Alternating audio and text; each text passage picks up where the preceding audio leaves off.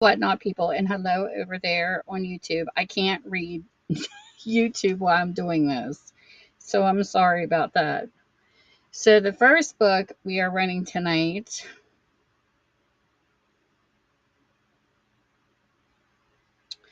is called A Mother's Heart by Ellen Sauna. This is a 1999 copyright.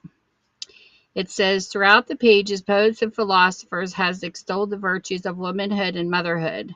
Now many of their tender, thought-provoking words have been brought together in this one volume to warm the hearts of those we call mother. A mother's heart overflows with wisdom, from the Bible to Bronte to Byron, from Shakespeare to Shelley to Susan B. Anthony. Timeless and touching, a mother's heart is the perfect gift for women everywhere. And she starts at $1.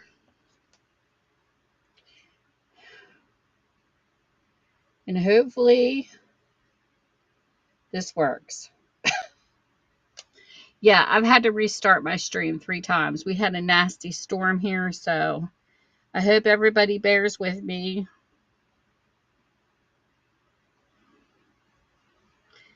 I was not a happy camper.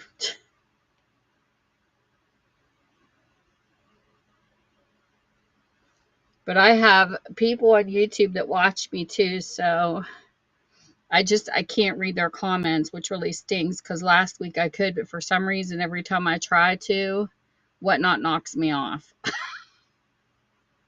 So if there's anything that you all see in the auction, just let me know, because I don't run in any specific order. Or if there's any books you want to know anything about in the auction, please feel free to let me know. Oh, I'm telling you.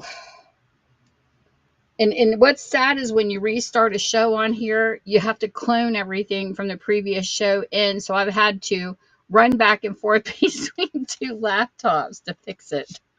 Oh, it's such a pain. Let's say that's book 1. Book number 2. This looks interesting. She looks like she's from India. I can't pronounce her name, but it looks like Yugananda is her last name. She got a tough name to spell. Very, very long, too. And this is Metaphysical Meditations. It says, inspiration of decades has been treasured by thousands of readers from all faiths. It offers more than 300 prayers, meditations, and affirmations that you can use every day to center yourself and deeply enhance your spiritual practice. This book features 3 types of meditations: prayers addressed to God, affirmations about God or truth, and spiritual guidance and inspiration to be directed to your own consciousness. The author's clear, practical spirituality guides you to overcome all sense of limitations and live more fully in the comforting light and joy of spirit. It's a cute little book from 1998. I wish I had time to read every single one of them in here. I've read some of my books, but I don't have time to read them all. My life's too busy. So this is running, and this starts at 4. The only types, hey wasters, the only types of storms I don't like are the brutally ones that turn your yard into soup. Those can get really bad. And then it's messy to even walk in, you know. Soupy, soupy.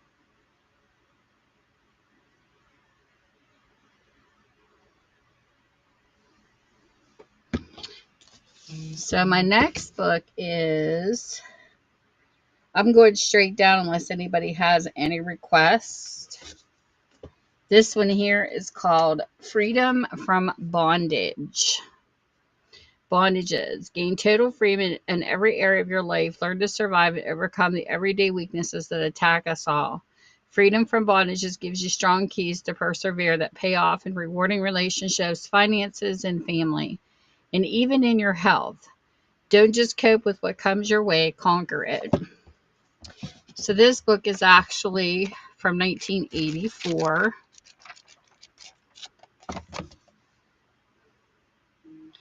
And this is in the life of each Christian, our areas that cry out for enrichment and freedom. So that's what it's all about. is everything that is thrown our way.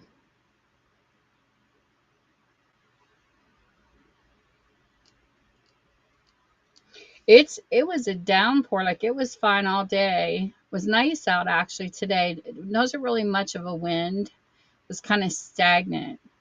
And then it went real like dreary kind of looking. And I sat outside with my dog a couple times today. And then I mean it was pouring as soon as I started my live, and then everything went wonky. So hopefully it'll be fixed. But I had to restart my live 4 times.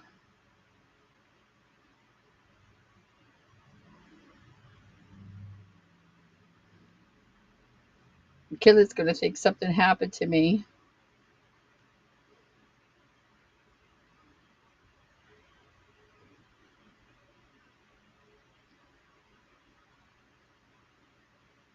Get back here, lady. She's going to be, what the heck is wrong with you? Okay. So then the next one we have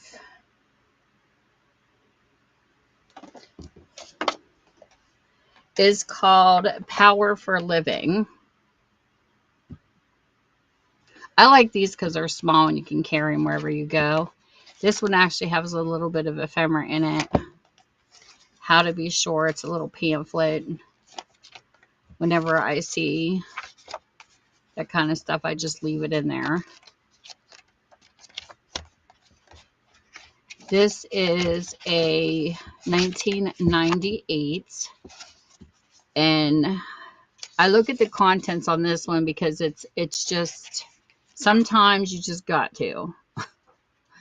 Reaching your goal, you are special to God, how to get right with God, how to keep on growing, what the Bible's all about, making the Bible part of your life, summing it up for further reading. Because some of these books don't have synopsises in them, but it's kind of like a self-help type of book. So that was that one. It starts at $2. Hey, Wireman. Big Man was in here earlier too, but he went poof.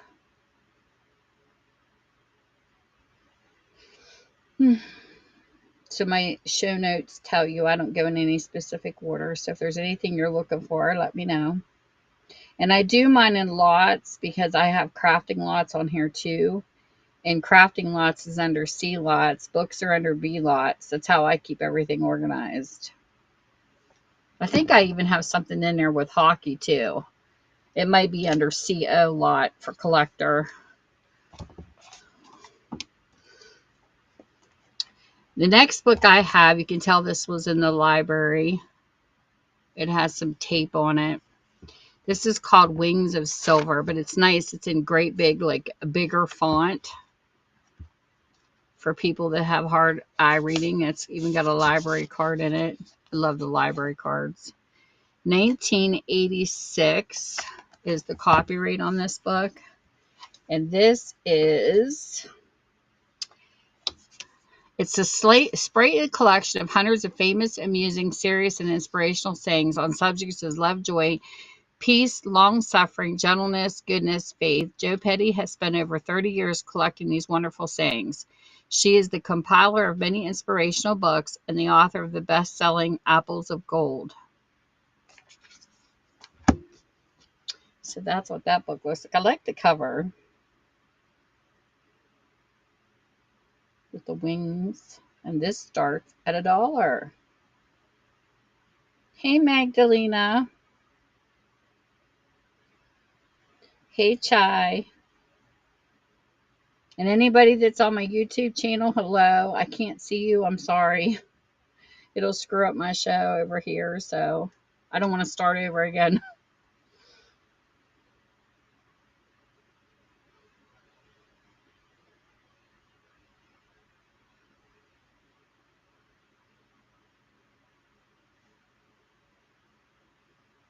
Okay, the next book I have is called The Wonder Comfort by Phyllis Hobe. This is the book, another from the library. Treasured Words and Thoughts to Bring You Peace. It's a 1989. This is just my post-it note, but it's got a little bit of scuffing. I price my books to the shape that the books are in. And this says, through her inspiring selections of prose and poetry, Phyllis Hope takes a reader on a spiritual journey from need to fulfillment. Her choices will lift the spirit in times of trouble, times of sorrow, grief, loneliness, loss, doubt, disappointment, and heartache by showing how kindness, serenity, consolation, and faith can enrich your everyday life. Phyllis Hope is the writer and editor of over 15 books, including the best-selling inspirational Treasures, Tapestries of Life, Fragile Moments, and Dawnings. She is known for her sensitivities to people's unexpected cares, hopes, and needs. The thoughts and insights quoted in this book poignantly describe these universal human longings. So nice reads for peace, and this starts at $1. Hey Jay, welcome in. If you see anything in the auction that you're interested in, please feel free to let me know. I actually enjoy reading the synopsises. I'm not a real fast seller. I'm kind of slow. Hey Melinda, welcome, welcome.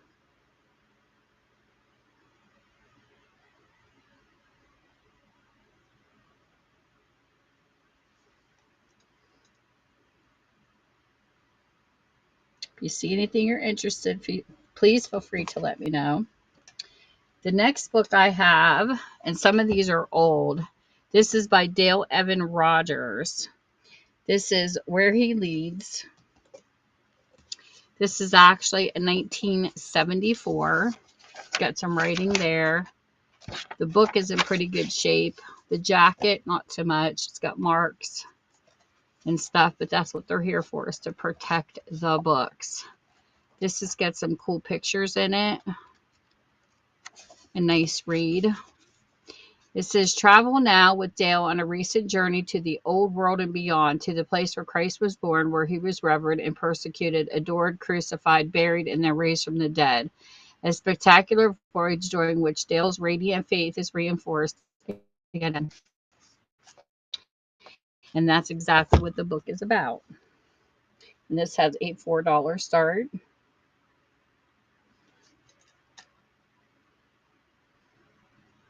Hardbacks and softbacks and magazines are so expensive buying them brand new.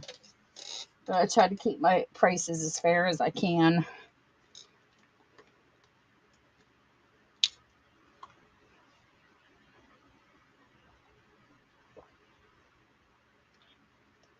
I gotta take a drink of water. Okay. So that is that book.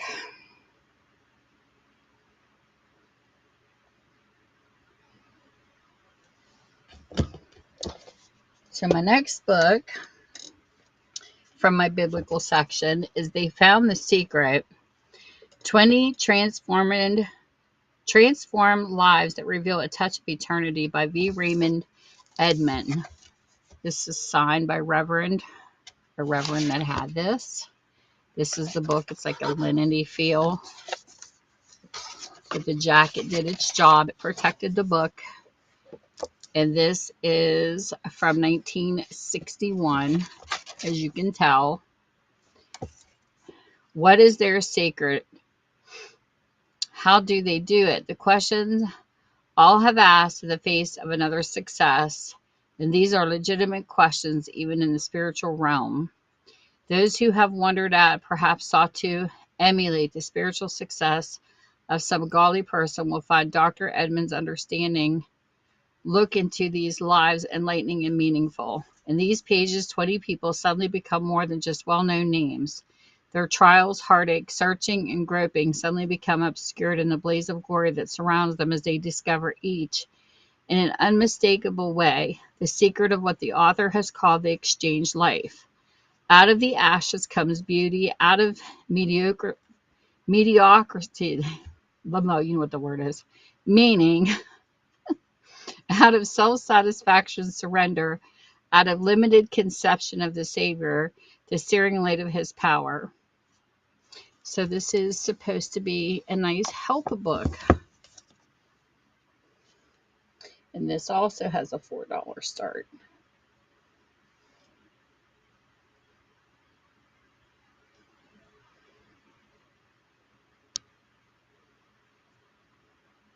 And if anybody is interested in buying books on YouTube, or you know people who like books, bring them over and come and watch.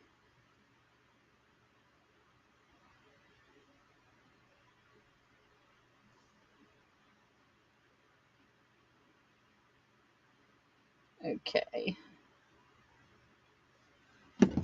The next book I have in my biblical section, this one is called The Way. It's the Living Bible Illustrated.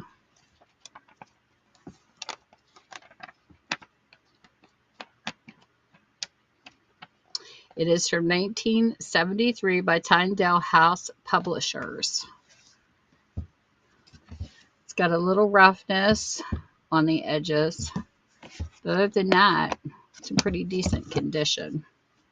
So there is that Bible starting at $3 for anybody who is interested. I wish I could see my YouTube chat.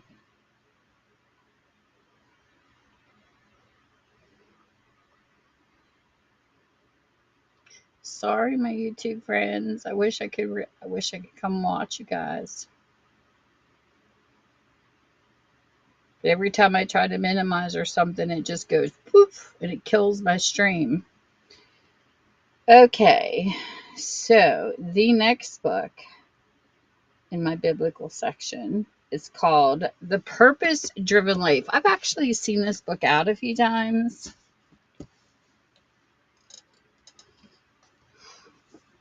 The Purpose Driven Life by Rick Warren.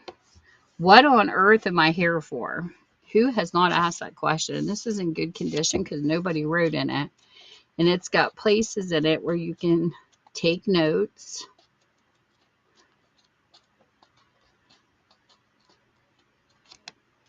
Even in the back, I believe there's a part back here somewhere. 2002 is the copyright. At least I thought there was pages back here you could write on. Maybe it was another book, but I thought it was this one.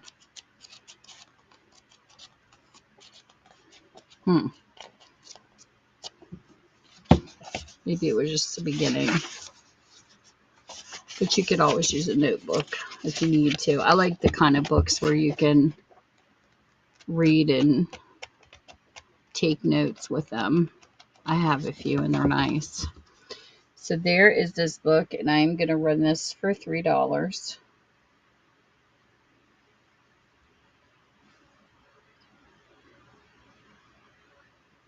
Whoever comes over on my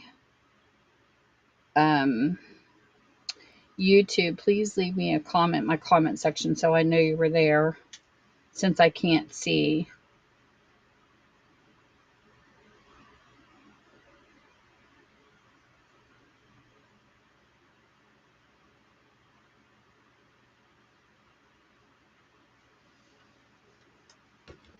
So that is my biblical section.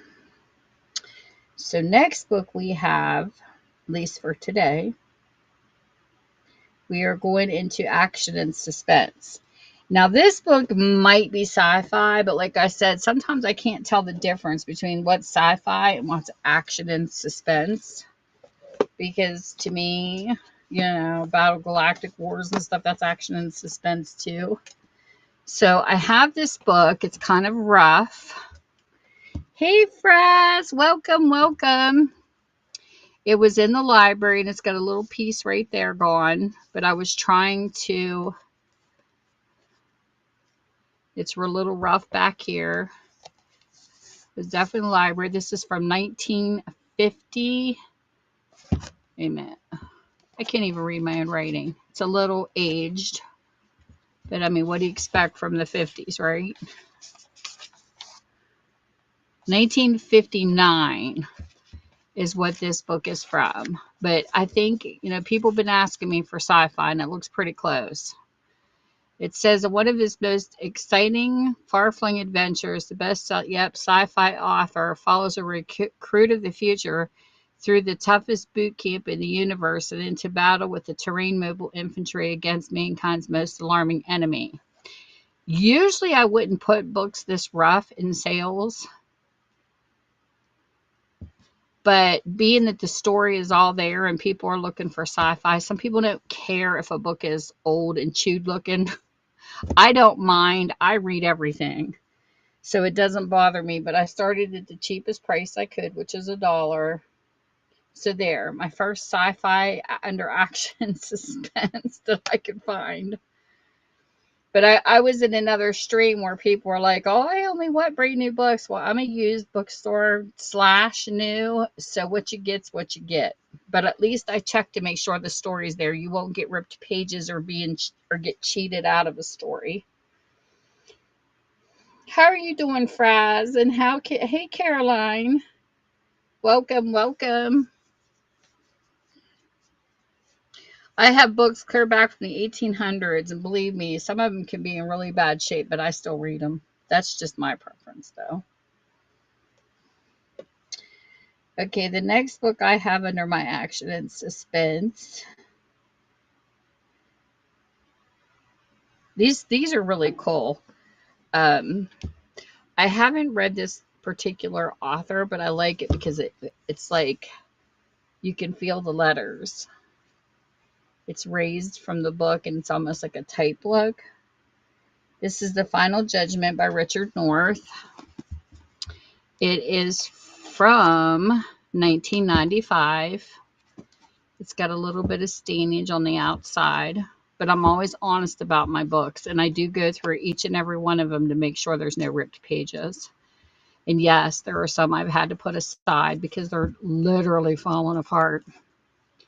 This says, long estranged from her blue-blooded New England family, attorney Caroline Masters, excuse me, is summoned home. Listen to me, I'm getting all yucky. Hold on. Excuse me. I got a frog in my throat. Okay, start that again. Long estranged from her blue-blooded New England family, attorney Caroline Masters is summoned home to defend her niece against charges of murder. Police found 22-year-old Brett Allen blood-splattered, incoherent near the scene of the crime, the weapon covered with her fingerprints. Caroline has doubts of her own about Brett's innocence, but as the sensational trial heats up, she'll find disturbing inconsistencies in the testimony of the prosecution's star witness and find herself facing some of the toughest challenges of her life and career.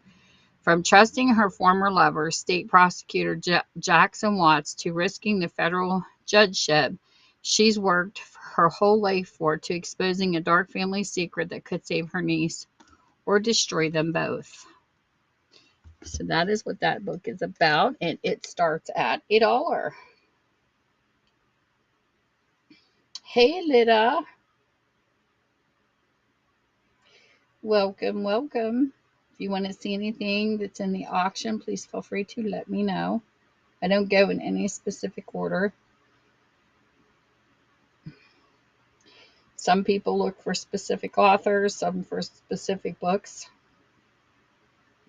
Just all depends.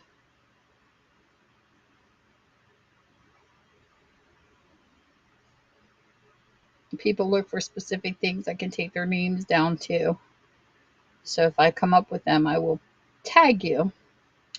The next one we have is by the same author. This one here is a little rougher. This is Degree of Guilt. You can see where it's bent. Somebody really loved this book. This is from 1992. And it says, Mary Corelli, one of the most powerful women in TV journalism, is charged with the murder of Mark Ransom, America's most eminent novelist. Her defense is attempted rape. Her attorney is Christopher Paget, who also the father of Mary's child. Paget sets out to shock the courtroom with revelations about Ransom as a twisted sexual predator. But as the trial unfolds, it is Paget who will be surprised by Mary's secret motive for murder, by evidence that Mary's lying, by a woman prosecutor who believes Mary invented the story of rape, and by the enigmatic judge with an agenda of her own. That's definitely been loved. Get some well-loved books over here. So that is that one. I hope everybody's having a good day. Weather here yesterday was fabulous.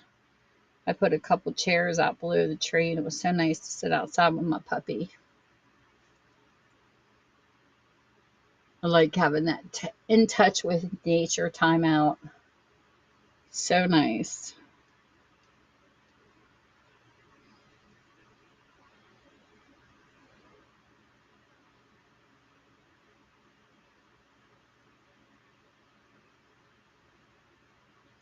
So my next book is A Case of Need by Michael Crichton. And this is a 1969 book. This book was $7.99. Interesting. It says, the author of the cutting-edge bestsellers like Prey, Jurassic Park, and Disclosure, the creator of television's ER, Michael Crichton has captivated millions of fans by skillfully blending medical and scientific fact with pulse-pounding fiction. Written after Crichton completed his medical internship, A Case of Need depicts the ever-building pressure and pace of a large Boston medical center. Tensions flare and explode when a surgical operation tragically ends in death, raising countless questions. Was it an accidental malpractice, a violation of Hippocratic oath, or cold-blooded murder? There's a case, and this starts at $1. You look for Robin Cook. Let me write your name down. I have been unboxing stuff, and I've had people make requests, but I don't know. I only know as I unbox stuff, there's a story behind it. But I will put your name down if I run across Robin Cook, but I know who that author is because I've seen the books before.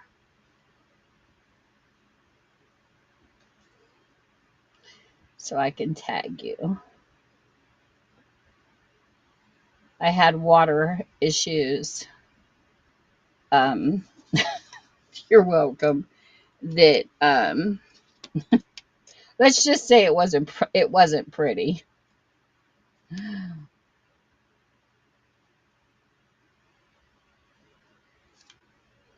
I didn't have like a warehouse or anything to store my books in. I have a licensed bookstore offline. My license is hanging on my wall. And I have a garage down here where I stored my books, and it sprung a leak. And, you know, you can't have water and paper because of mold. So I had to move everything into this part of the bookstore. The people were coming. It was a path. It was awful. But anyways, so I got him to the center. Then my hot water heater, because we moved into this house 14 years ago, decided to blow up where I just put the books. So it just kind of like the bottom went out, and then it sprung a leak through the top like a fountain. It was a nightmare. I would never forget. It wasn't funny at the time it happened. I was like dying because I couldn't figure out how to turn it off. My husband wasn't home. So my son-in-law came, and I was trying to call my neighbor. Nobody was answering the phone. They never do in a crisis, right? So I'm trying to get the books out of the way. And unfortunately, I did lose some. It happens, you know, because I do have a drain, but it wasn't draining fast enough. You should see me down here in the water. trying to move all the boxes of books. It was crazy. So I don't know what I have because everything's gotten shuffled.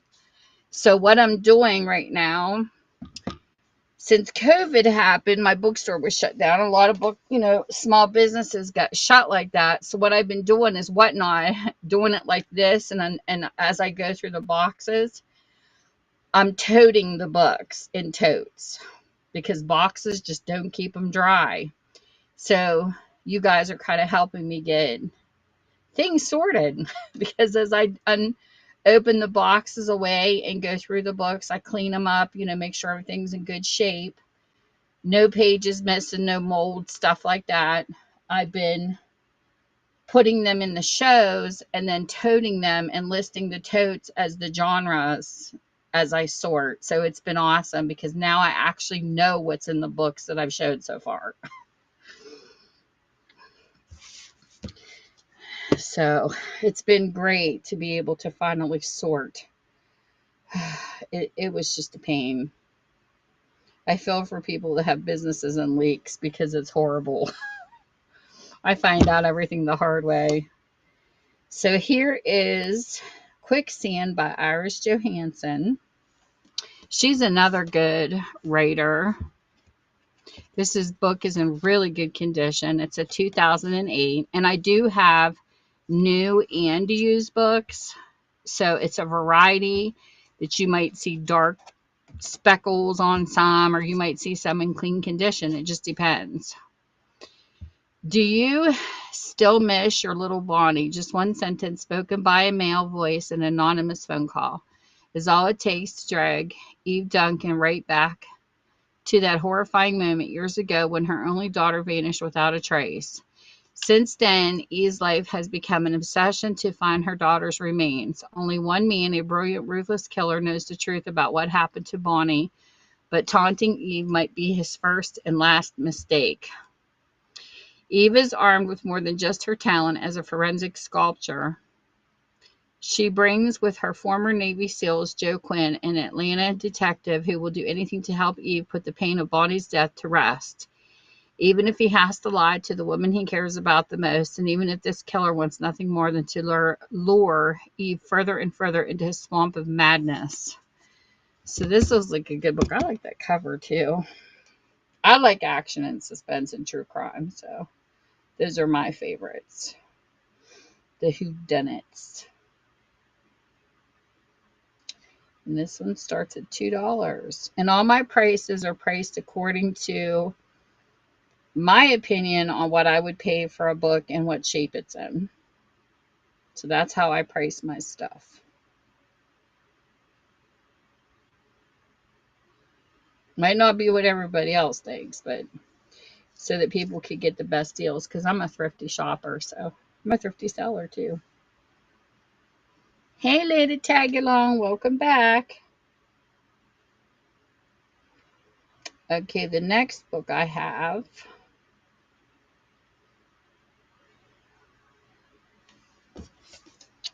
this is also in the action section. It's called The Last Bullet by Merlin Lovelace. This is actually the final novel in the Cleo North trilogy. Now, once I find books, let's get some rating in it. Somebody wrote their name. When I find the rest of the trilogies, I will put them together as a bundled group. But sometimes people will read and then they can't find the rest of the book. So that's why I'm listing them single at first. Because I've done that. I've read series and didn't want to buy a whole set when only needed a few. So this is a 2005 novel. This is just my receipt that comes out. Former agent Cleo North thought she had sworn off bureaucracy forever, but the Air Force Office of Special Investigations has other ideas. They need her expertise and are willing to pay her extravagant fee. The case, an off-duty U.S. tanker pilot recently took a bullet under suspicious circumstances and wound up dead. It doesn't take long before Cleo and Major Jack Donovan from OSI, along with some help from British intelligence, discover the pilot was involved in some questionable activities. But why was he so interested in the U.S. Army Corps transport that went down in the English Channel in 1943? When another murder links a far-fetched story of wartime international intrigue to millions of dollars in gold, only one question remains. Who is behind the ultimate cover-up, and could Cleo be the next bullet victim?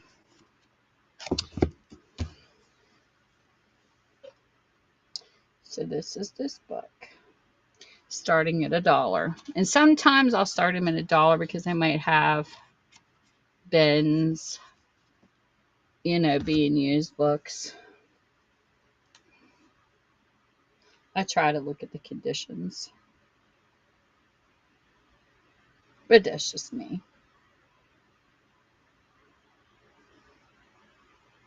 Sorry, y'all on YouTube. Hello for everybody that came over there and I can't see you. I got to figure out how I could view both places. This book to me looks interesting. Some of these I really debate taking the time and saying, maybe I should read them. This one's called The Forgotten Soldier by Brad Taylor.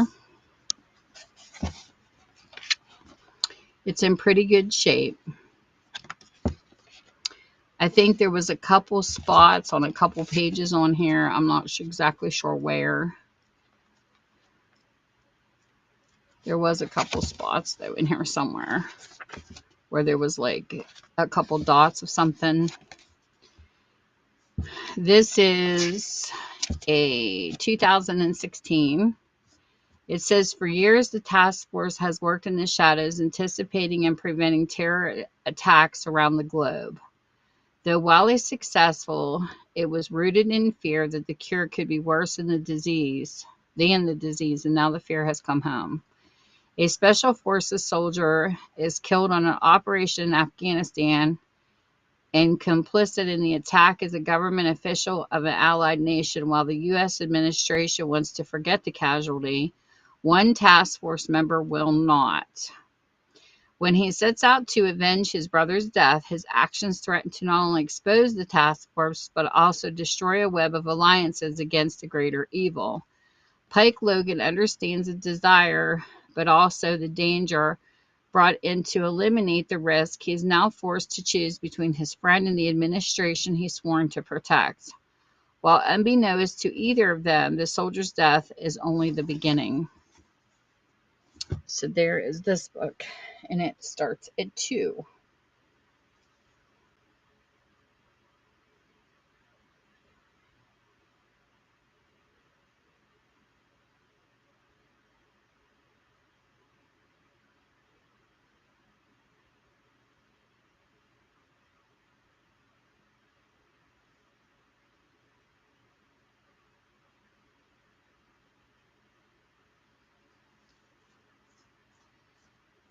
Hey, Fleming. Welcome. I'm going to skip over here real quick on my phone to check my YouTube.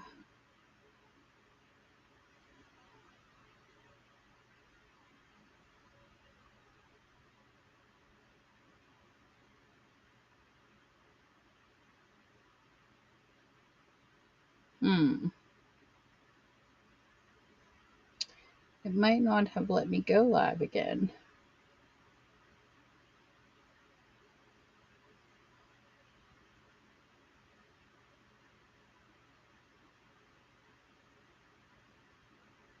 Yay! I can see you guys from my phone. I'm just coming in to say hello real quick. Hey, Brandon. And hey, Kyle. I'm sorry. I will check when I can through my phone, but it won't let me see you guys the other way because it kills my live stream for some reason. But I'll stop in when I can. I want to thank everybody for coming over on my YouTube. Hey, Bud Files.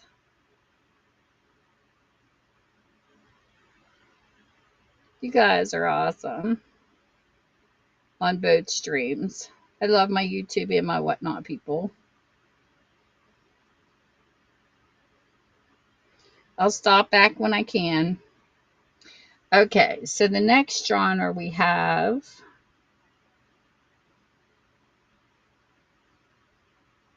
we are going into, well, we're not done with this one yet. We have a couple more books here. We have a hardback by Sue Grafton. This is R for Ricochet. This is what the book looks like. The jacket definitely protects it very well. This is a 2004 copyright. The book's in really good condition. And it says, Reba Lafferty was a daughter of privilege, the only child of an adoring father. Nord Lafferty was already in his 50s when Reba was born, and he could deny her nothing. Over the years, he quietly settled her many scraps with the law, but he wasn't there for her when she was convicted of embezzlement and sent to California Institute for Women. Now at 32, she's about to be paroled, having served 22 months of a 4-year sentence. Nord Lafferty wants to be sure she stays straight, stays at home and away from the drugs, the booze, the gamblers. It seems straightforward assignment for Kinsey. Babysit Reba until she settles in. Make sure she follows the rules of her parole. Maybe all of a week's worth. Nothing untoward. The woman seems remorseful and friendly, and the money is good, but life is never that simple. And Reba is out of prison less than 24 hours. One of her old crowd comes circling around. So you got to see what happens if you like the book. And my book starts at 4. I wish I could start everything at $1, but sometimes I just can't. So my hardbacks usually start at 4. Hardbacks are expensive. This was a $26.95 book. For $4 is not bad. Hey Earl, welcome, welcome.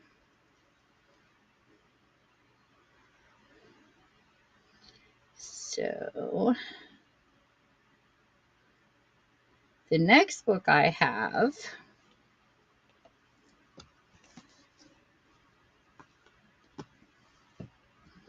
is called, let me get it up here.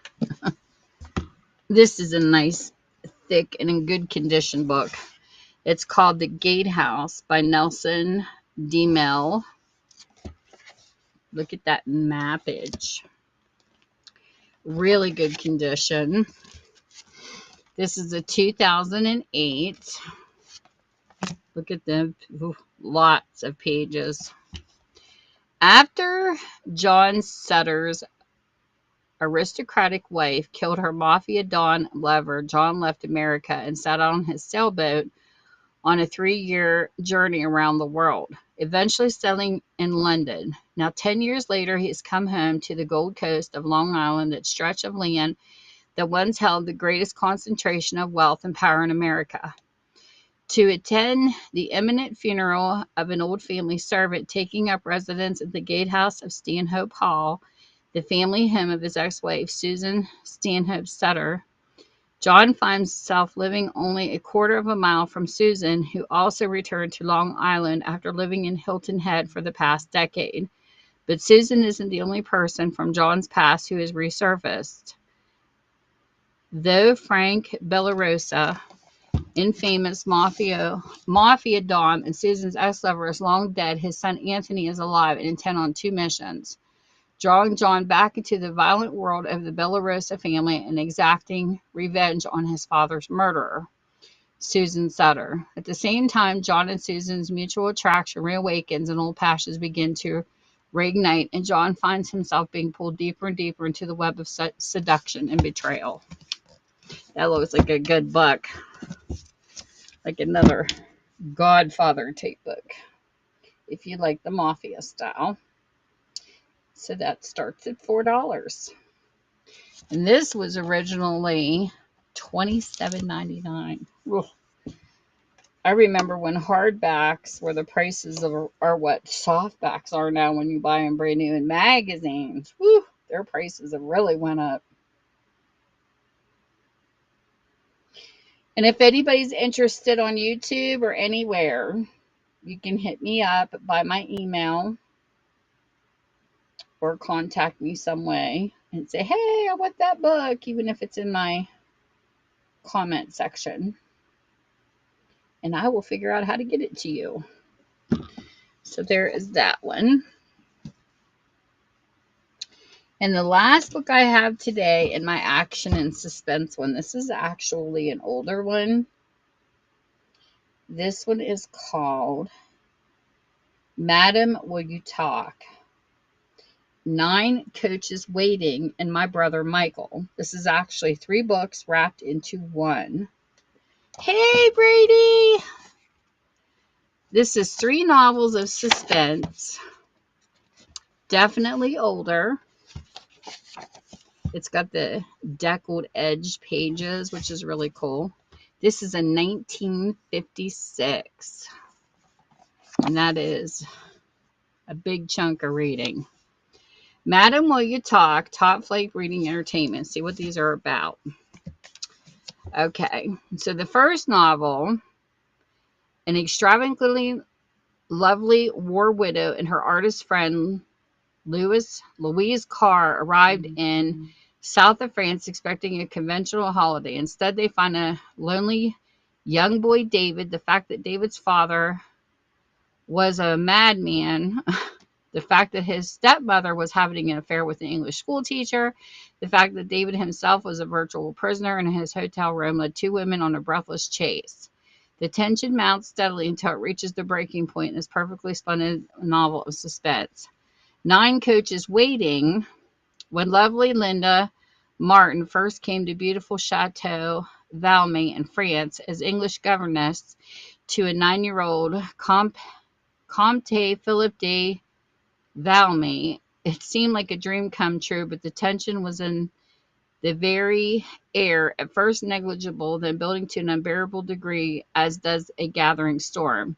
At the center was this young count's uncle, Leon de Valmy, supervising, ordering, dominating everyone in sight. Only his son Raoul, a handsome, sardonic young man, could stand up to him. To Linda Raoul, she was attracted to him and blah, blah, blah. Okay. My brother Michael.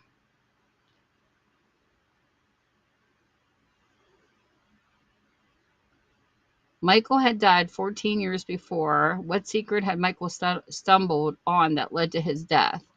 In a last terrifying moment on the craggy slopes of a mountain high above the majestic serenity of Delphi, love-hatred meet in a climax as violent as shattering as any wrought by the avenging furies thousands of years ago. So there you go. You got 3 novels in one for $4. Nice hardback. Well, I'm glad you got to stop in.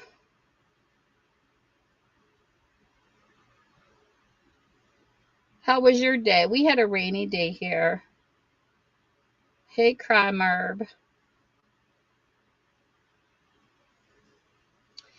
I'm just relaxing. Just chilling, like I always do.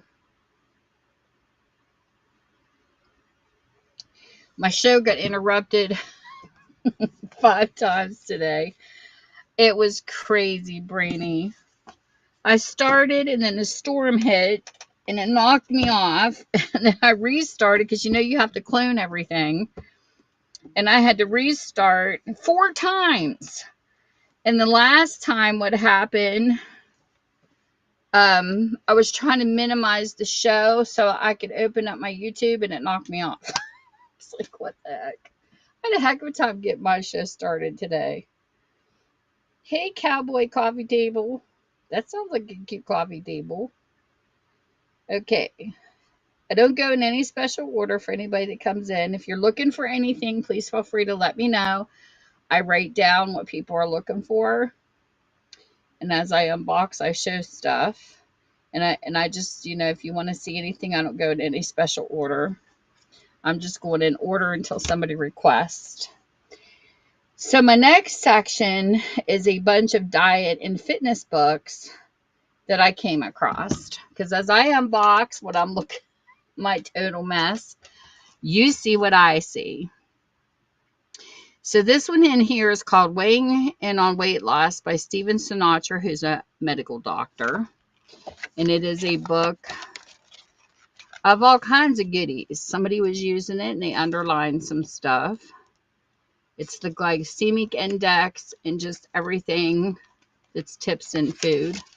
And like here, there's pages a person can, you can actually scan these and use them for your progress chart. It's got all kinds of stuff in here. This is from 1999. It's goodies. Bunch of goodies. I'm starting it at $2. Hey, Jet Garcia. Yeah, it's got all kinds of good stuff. Why develop this program? The psychology of weight loss, modified Mediterranean eating plan, just another shake and pill, move and relax is chapter 4.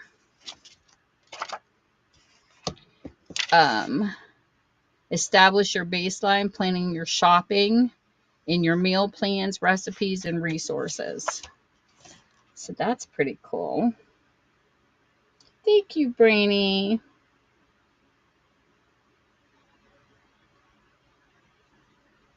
And I remember when some of these actually came out. This one here is a hardback. This is by Dr. Phil, The Ultimate Weight Solution, The 7 Keys to Weight Loss Freedom. Great condition. All kinds of tips, a 2003 book. And it says, I want to challenge you about your weight and yourself in a way that you've never been challenged before. We both know that the endless string of fad diets has nothing but leave you heavier than before. The Ultimate Weight Solution is a book that is the product 30 years of working with overweight patients and figure out why it really works. Giving you the real tools to permanent weight loss will change your life and its quality. I am determined to get you immediate results and do so in a way that will last a lifetime. Permanent weight loss is about changing many things in your life. And the Ultimate Weight Solution will help you do just that. Change yourself, change the way you think about dieting, change the way you think about food, change the way you think about your health. The 7 keys that are in this book will open your doors to a new life for you. Personally, growing up, I never had a weight problem. I was 115 pounds in high school. I was 130 when I met my husband, which is, I'm 5'8", so that's right within my weight range. I was always an active swimmer, which really kept my body in shape. I would say the best physical exercise a person could do, in my opinion, from my own experience, is definitely swimming and dancing. And it will whip your body in shape. Why do you think Shakira looks so good? Because dancing is awesome. But anyways, when I had my first child, after I had my first child in 3 months, I was back in the bikini. When I had my second child, I had more of a struggle. And my biggest struggle came when I lost my gallbladder. And so I finally found out what it was like to be on the other side. And it's horrible. I don't know how some people go through weight struggles, because it is something. But I will tell you this, it's expensive. But I did try Skinny Fit. I did lose to 25 pounds in 3 months. They're not kidding about the weight loss. Apple cider vinegar with a mother is something that is very good for people. But to drink straight apple cider is so gross. But I've talked to men in fitness who have done the same thing, and apple cider vinegar for the mother is in Skinny Fit, not Slim Fast. If that's what I said, I meant Skinny Fit. And you'll see Skinny Fit commercials all over, but it is expensive. The only thing that's bad is it contains collagen peptides, but it contains too many, and it only got like a C plus as a grade. But it did, when you drink it with your water, it does have a good taste to it. I never did the chocolate, but the fruit flavors are good. But I lost 25 pounds in 3 months, and it was slow and nice, but it's expensive. And they want to lock you into that monthly deal, and some people just can't afford that. I rather buy it when I want to buy it, not be locked into something. But it did curb my appetite a lot. But two, I'm not as active as I used to be. I wish I had a swimming pool. I would still be in shape because I do miss swimming. Oh, people don't even know how much I miss swimming. But we don't have a swimming pool, unfortunately. But if you have a swimming pool, get the most you can out of it, because swimming is awesome. Definitely a full body workout. Next, but they do have collagen peptides out on the market that you can use that's not as expensive, and you can look them up. But I did makeup reviews on YouTube before coming here, and I am not a girly girl, but I wanted to see what the hype was between drugstore and high-end brand. And it was very interesting, the reviews, because some of the lower brands are actually just as good as the higher brands. And there's some higher brands that are chintzy compared to some of the lower brands.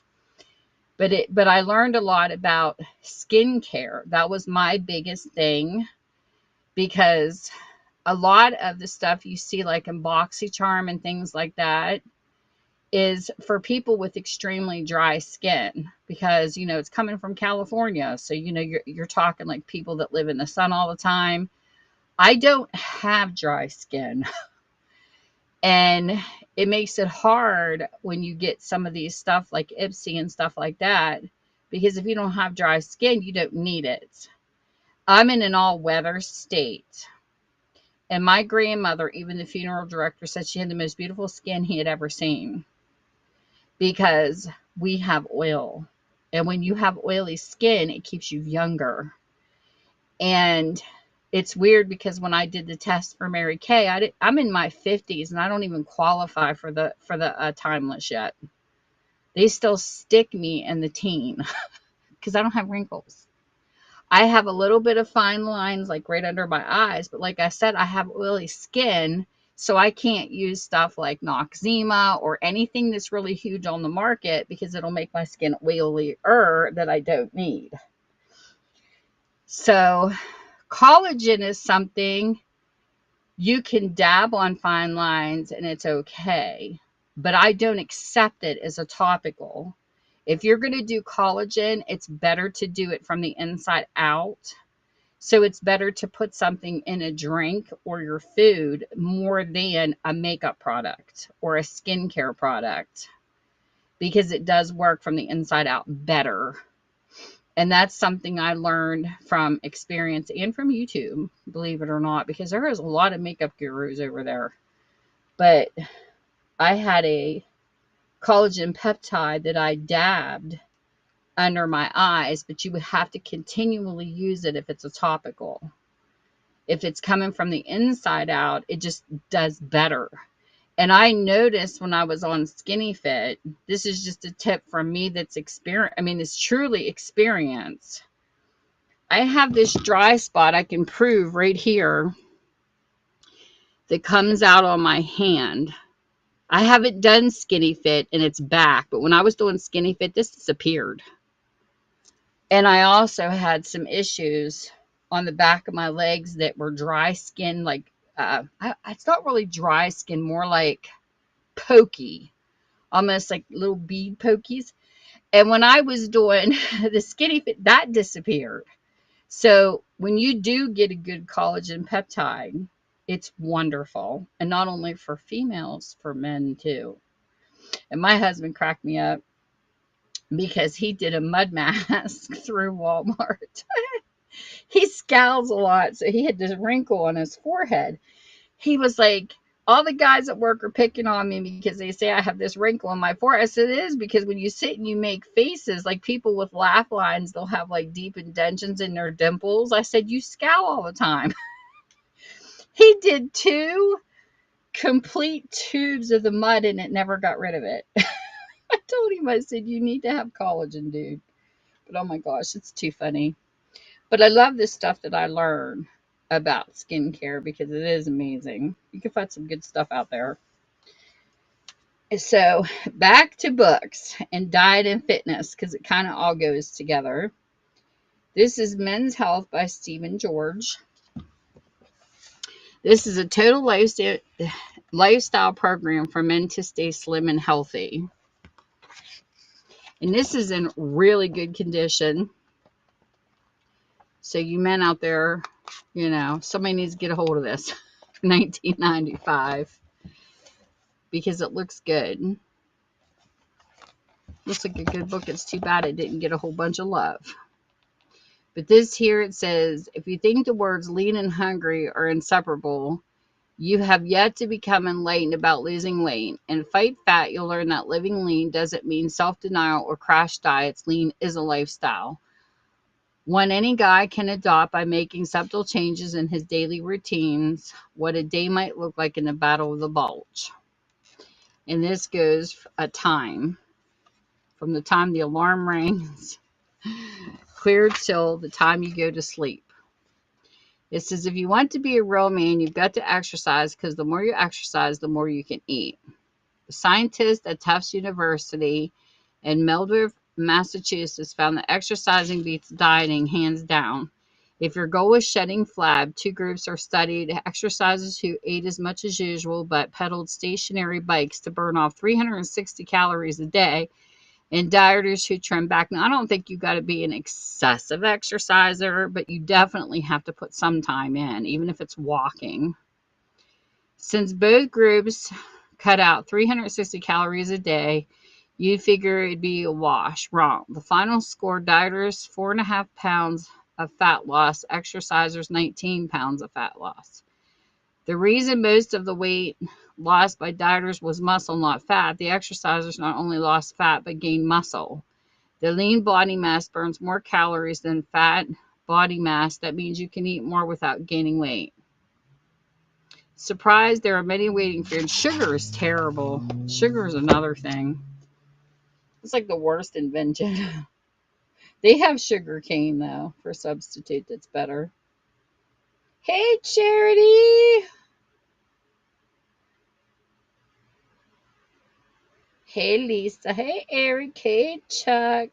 Welcome, welcome.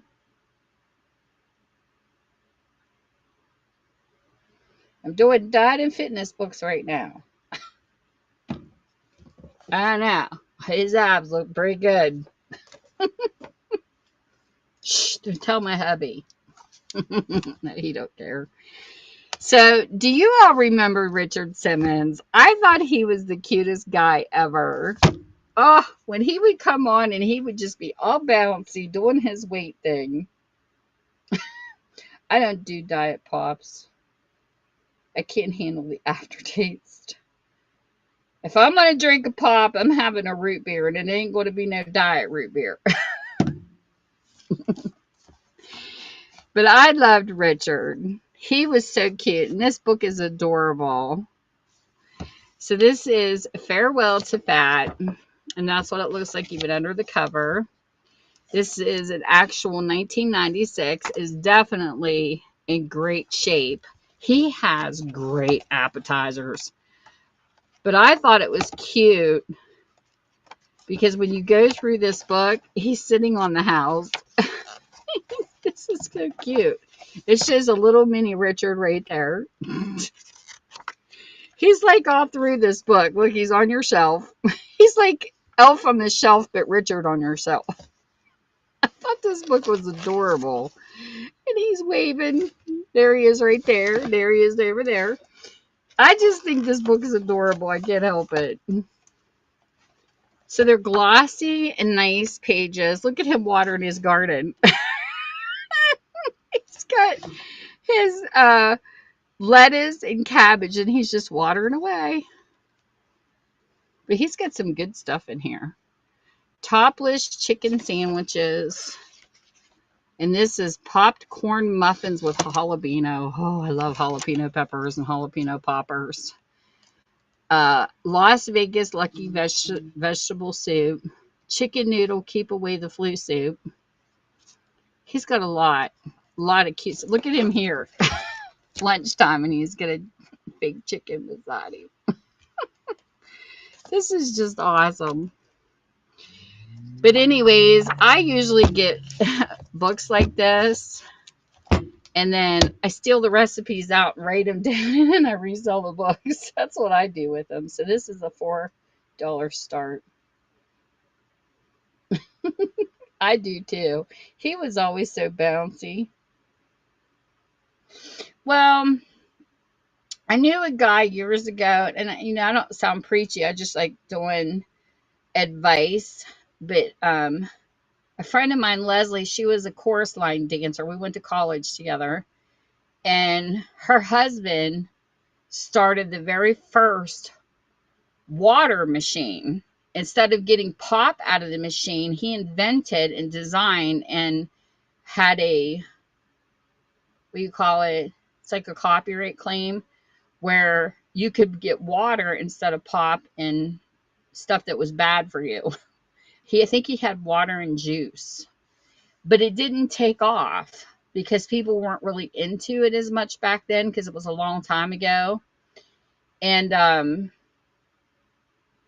he did investigations between the difference between diet pop and regular pop, and he said no matter what, they both bloat you. So you're getting the same effect. There's no such thing as a diet pop. Just like a lot of people don't realize that decaffeinated coffee is not really decaffeinated. And I can tell the difference because I have heart palpitations. I have a heart arrhythmia. So I have to be careful on caffeine. And sometimes I can drink a pot of coffee and it'll knock me out like a Valium. I have different weird sensitivities towards certain things. And I could tell when I drank Folgers decaffeinated that it wasn't totally decaffeinated because my heart rate goes up. That's how I know, because I'll feel the heart palpitations. And it's like they don't grow decaffeinated beans. It's hard to explain. But he did a lot of deep research.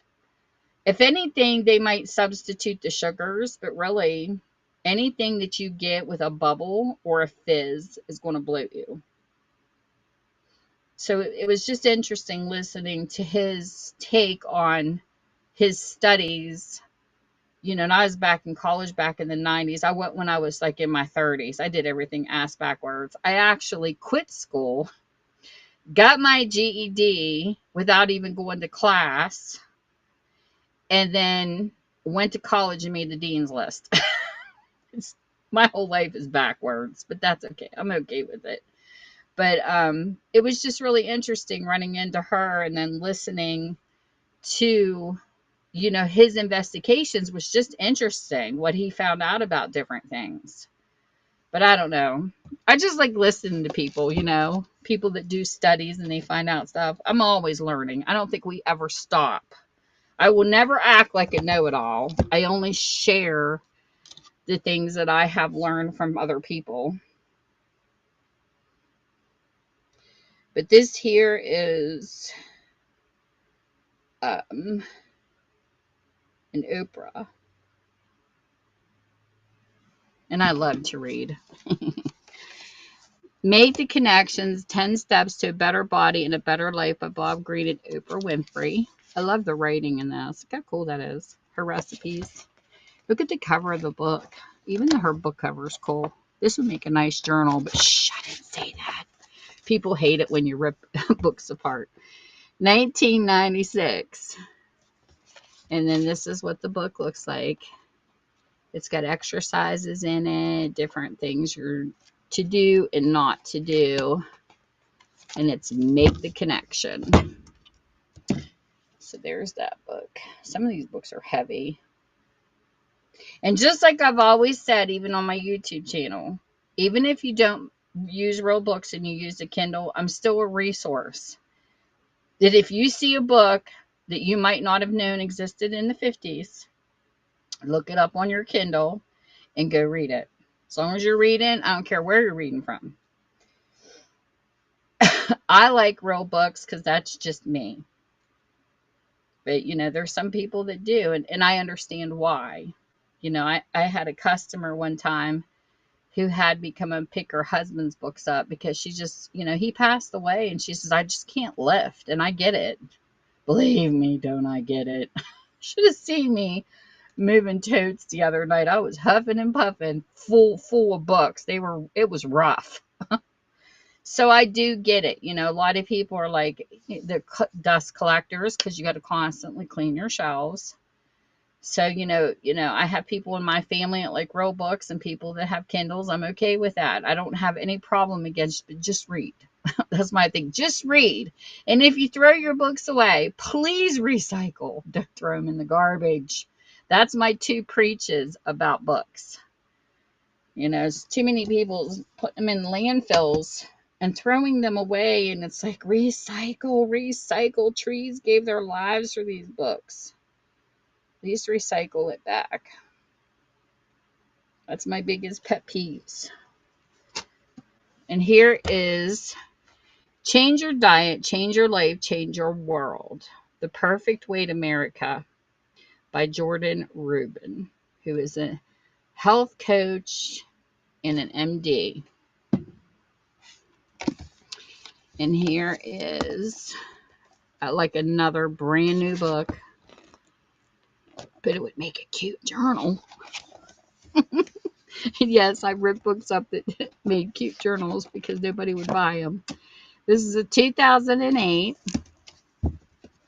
and it says, the Pew Research Center reports that Americans are 29 pounds heavier than they want to be. If that number sounds like it's in your ballpark, the best health author, Jordan Rubin, has an innovative plan just for you. When you follow the Perfect Way to America program, you'll burn unhealthy fat, experience incredible energy. Oh, God, don't I need energy? I lack vitamin D so bad. Cleanse, build up toxins from your body, and learn steps for simple sustainability to take weight off your planet. Jordan Rubin debuted his successful health and wellness program in Toledo, Ohio, with remarkable results that made national news. Now the 16-week program, a 4-phase Perfect Weight American plan, is available to you and will teach you what foods will make you hungrier, what foods will keep you feeling full. You'll learn strategies to burn fat, improve your digestion, and reduce stress. You'll even be taught the best ways to cheat on the program. So you even have cheating on here for dieting. It's a $4 start. Hey, Gina! Welcome.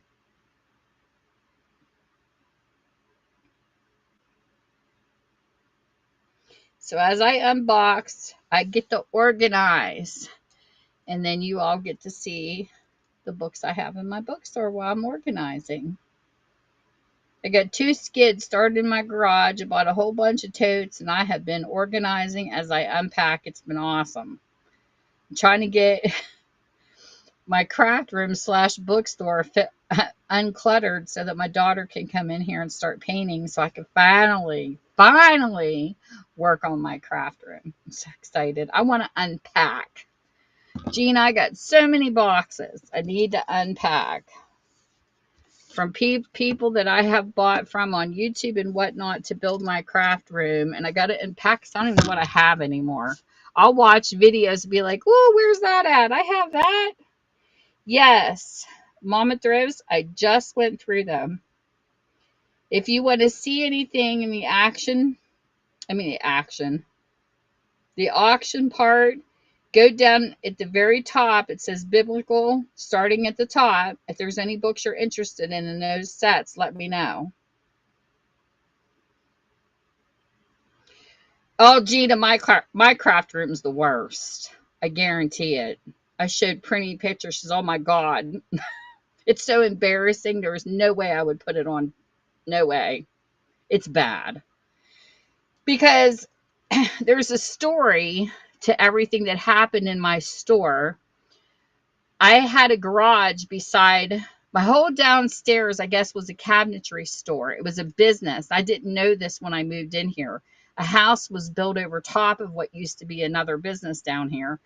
But when we moved in, I told my husband, this would be a really cool business. I said, because it's got its own parking, its own entrance, and it had an extra garage down here. We didn't even know about this when we saw the pictures in the real estate listing. They never even had the bottom of the house in the listing. And I think it's because there's something that didn't meet a code or something, because it was built at a different time and then the house was built later. So I had all my books down here after I got a license, because my license is hanging on my wall. I have a licensed bookstore, people. And my garage down here was the storage, because I didn't have enough room down here to store. Well, the roof sprung a leak. So I had to move everything in towards the bookstore area, which there's not enough room for what I had. We're talking like 7 skids piled high. I have a lot of books. I have like 5 rooms of books. So I moved everything in, and then the section that I moved it to, part of it, here the hot water heater, because we bought the house 14 years ago, decided it was going to explode. Literally. It dropped out of the bottom and sprouted a leak over the top, and it ruined the books I just brought in. Some of them. I had a loss. So the books get shifted from one area to the other to another. I have no clue what I have, because I don't have the room to unbox anything, because the roof is still not fixed. We were planning on putting a cement patio in, and then you know how life is. You get the money saved, and then our dishwasher decided to go kaput in our refrigerator. So we had to buy 2 brand main appliances, and it dug into our money that we were planning for the roof. So it never got fixed yet. So we have a tub under one, a plastic container under the other. So when it rains, it catches the water. It's a mess. But anyways, we got the hot water tank replaced. Thank God. Got that mess cleaned up. But as I'm doing whatnot, you see the books as I unbox them and make the listing. So I can't even tell you what I have. The only thing that I knew what I had was on the bookshelves. Well, in the meantime, think about this. So you're going through all this with the roof, and then COVID hits right when you're making a profit in your business, because I worked another job to build this. I did in-home private care and paid cash so that we weren't in debt. That is the best way to start a business, is do not take out loans and do not charge. And that's what I did. I was working 7 days a week to build the bookstore in the first place. So then what happened was, it's just like anything that could go wrong went wrong. So when COVID then I got depressed, because I'm like, Google shut my business down. You couldn't even Google search where I was, because they shut it down without even asking me. They just closed it. So I was doing the marketplace for a little bit, but it's not the same, because you're not reaching your bigger audience. You know what I mean? So I did have a few people pick up books curbside, but it wasn't enough. So I got depressed, and I started crafting. Friggin' YouTube influencers. I found junk journals. I started crafting, and that's how that started. So then my bookstore became half bookstore, half crafter. So you can only imagine what a mess this is, because I didn't have my books moved out of here before I start buying crafts. So this is what you see when you look at my store. You'll see a bookshelf with books, and a second shelf down has crafts on it. And then the third has books again. And then it's like all mixed together. So it's kind of like bookstore slash craft room. And it's a mess. Because I should have got rid of the books before I started the craft room. So my daughter's challenge is get the back emptied And she's going to come in here and do a wall at a time because there's no way I could empty this room. Like I would literally have to hire a U-Haul and, a big U-Haul or a semi. And I would have to empty the entire room to paint it. So what she's going to do, we got the primer. She's going to come in and start on the back room wall and work her way around the room. We're not going to be able to paint it all at once. So I got to empty the back so she could get started. But in the meantime, my husband calls me the crafty pig pen off of Charlie Brown because everywhere I sit upstairs, I have a recliner, my big shot, and my stuff beside it to craft. In my dining room, I have a table, a couch, and craft stuff all around it. Everywhere I sit, Gina, I have a pile of crafts. So he calls me the crafting pig pen. That's his nickname for me. Hey, Valkyrie. It's hysterical, though. And in our guest room, guess what? More craft stuff. My guests can't even come and sleep in the craft room, in the guest room, because I got crafts everywhere. So it's everywhere. It's all over the place. So that's my life. That's my life right now. And then in the meantime, all over the place, I still have tons of priority boxes all over my house. I'm not unpacked yet because I got to set up my craft room to unpack. So that's why I haven't really been purchasing a lot lately. Because I got so much stuff, I don't even know what I have. And then sometimes I'll watch my YouTube videos, Gina, and I'll be like, oh my gosh, where's that at? I know I have it. I just don't know where. It's bad. Okay, so this is the lean by Kathy Preston. This is in great shape. It's a 2012. Nice white to pure book. Gina, I look at these books. I'm like, yeah, I could take this apart and turn it into something nice. Okay, I'll be good. To the book lovers. Lean in for a leaner you. If you've ever dieted, you undoubtedly work very hard to achieve results only by experience. The disappointment of having the pounds creep back on you. But what if losing weight doesn't have to be difficult?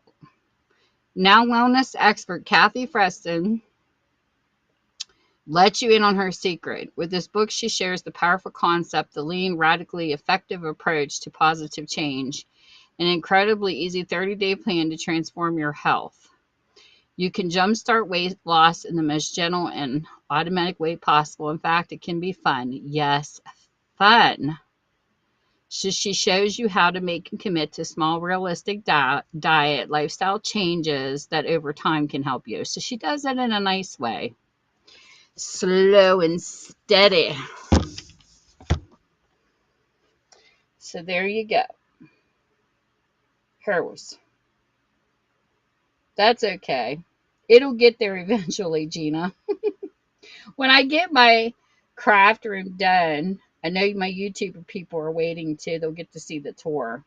I used to have a video tour of what my bookstore looked like when I had it set up on Google, but of course they took that down too, so that's not even there anymore. I have pictures on my phone. I don't think it was down here though. I think the pictures on my phone was when I had my store upstairs in the two-car garage, because I started in the two-car garage because my youngest daughter was living down here for a period. And then when she got on her feet and moved out, I moved my bookstore down here. So technically I started upstairs. Let me see if I can find the pictures. Hold on, I'll show you what it looked like. If I still have them on my phone, let me check. I'm looking. Because I had it set up really nice when it was upstairs in the garage, and it looked pretty much kind of the same.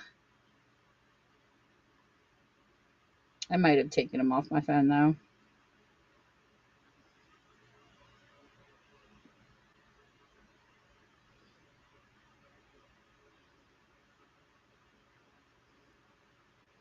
It looked kind of the same when I brought it down here.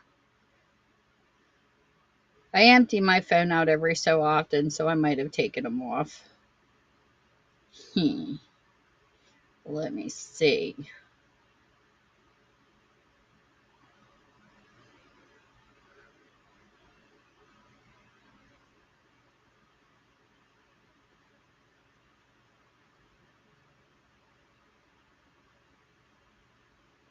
I'm looking. Give me a sec. I got a lot of pictures still on here. I need to empty it again, it looks like. My phone is as cluttered as my craft room.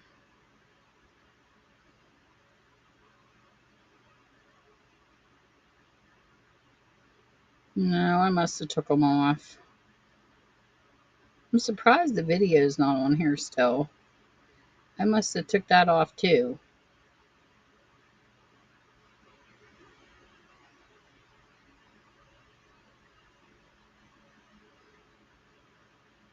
Hmm.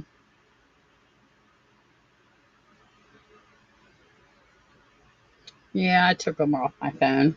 But it was a circle.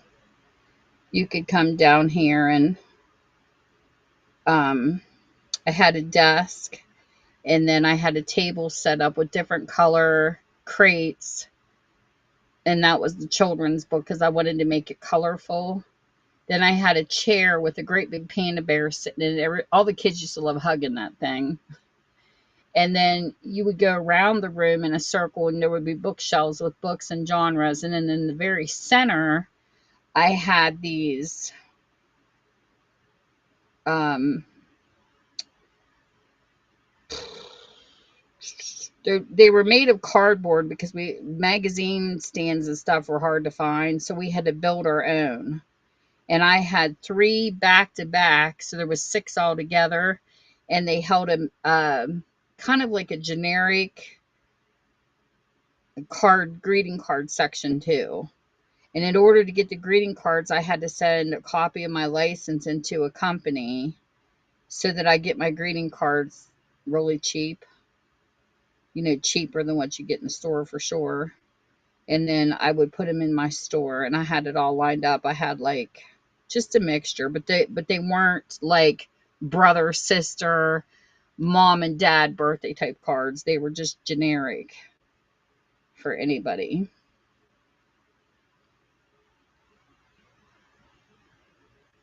So that's what my store looked like. You walked in and it was a circle. It was really nice. Clean, neat, in order, not like it is right now.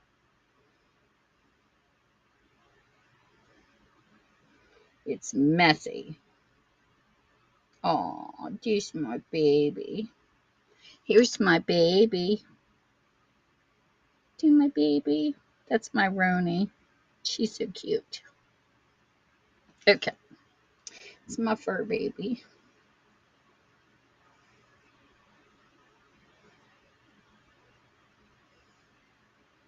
I had to show off my puppy. Okay, back to the sale. I know, she's so spoiled. I love her.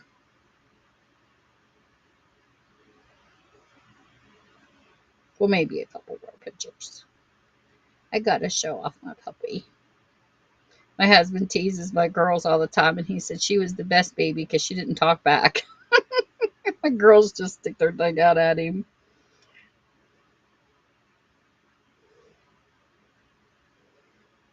Look at her hugging. She claimed my husband had a sleeping bag that came with a pillow, and she claimed it. Look at her hugging it.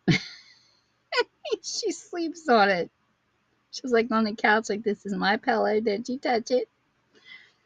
She's so cute. Her face.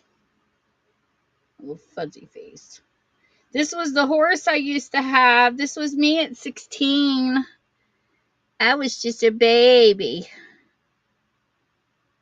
That was my horse. His name was Deacon. He was a Loop Appaloosa Arabian mix. He was so spoiled. I miss my horse. He was a good boy.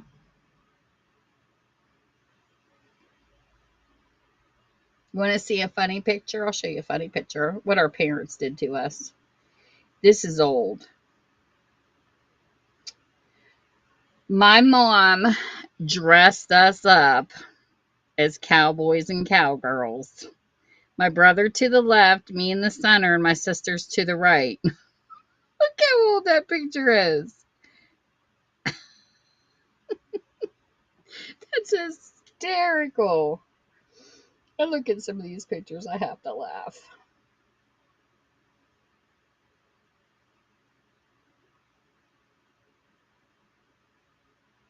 Gotta love it. And here's my husband with my puppy.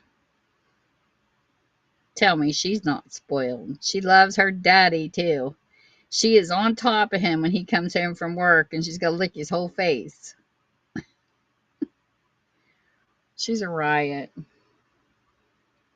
She's so cute. And this is a picture of me. This is my latest. I'm a little old lady. I let all my gray hair grow out after COVID, and I stopped coloring my hair, and that's my hair. So even though you don't get to see my face yet on here, that's my little granny hair. You should have heard my husband. Thank you. He says,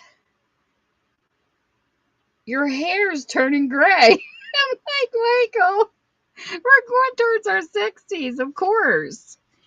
It comes out that way. But what's funny is it's in streaks. Like the lady that does my hair, she said there's, cuts it. She says people actually pay for the streaks in their hair. Mine's growing that way. Isn't that weird? Oh, thank you. Yeah. It's like in streaks the way it's coming out.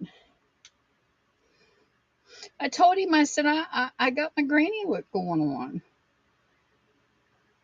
He wanted me to dye my hair longer. I said, no, I don't want to.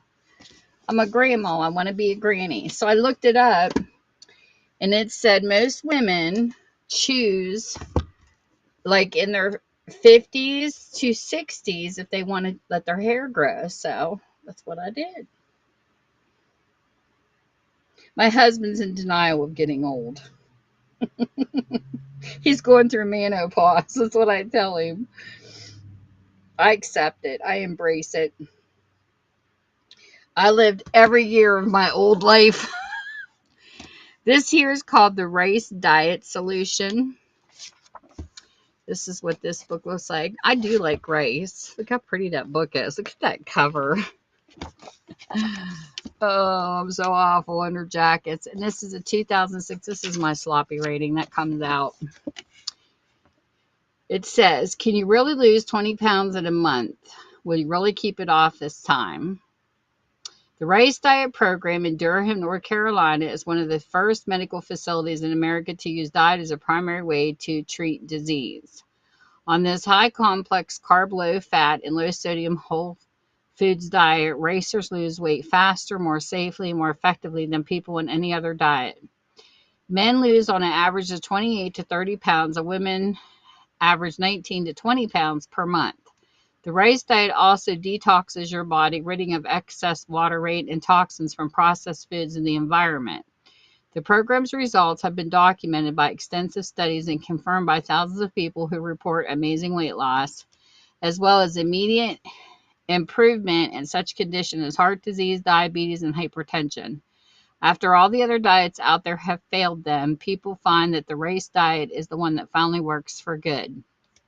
I have never tried this diet, but it would be interesting because I do like rice. So this is a $4 start. You too. Well, I'm glad you got to come in. Hey, childlike Empress. You have a good evening with your hubby. Mine's never home. He don't get home until like 11:30 at night. He's gone from like noon till 11, so I'm on second shift with him. Usually when he comes home, he takes over the dog, and then I come down here and work. You are quite welcome anytime. So my next book under diet and fitness is called Fat Firm at Any Age.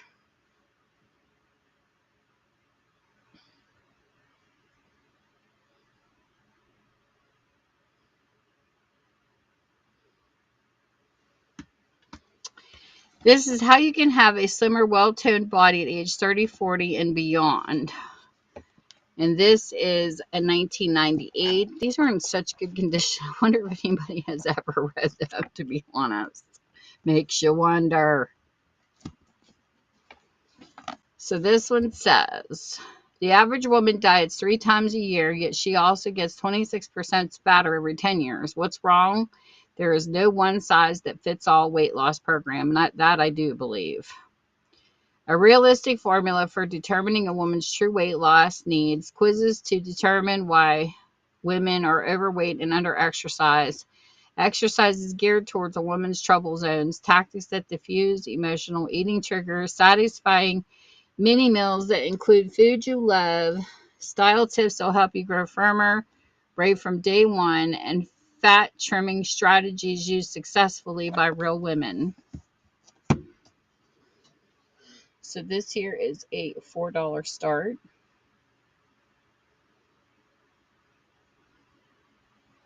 Just sneak back over here. CDC, you are finally here, mister, on my YouTube. You get to listen to me babble about books. I have to keep coming back and visiting on my phone.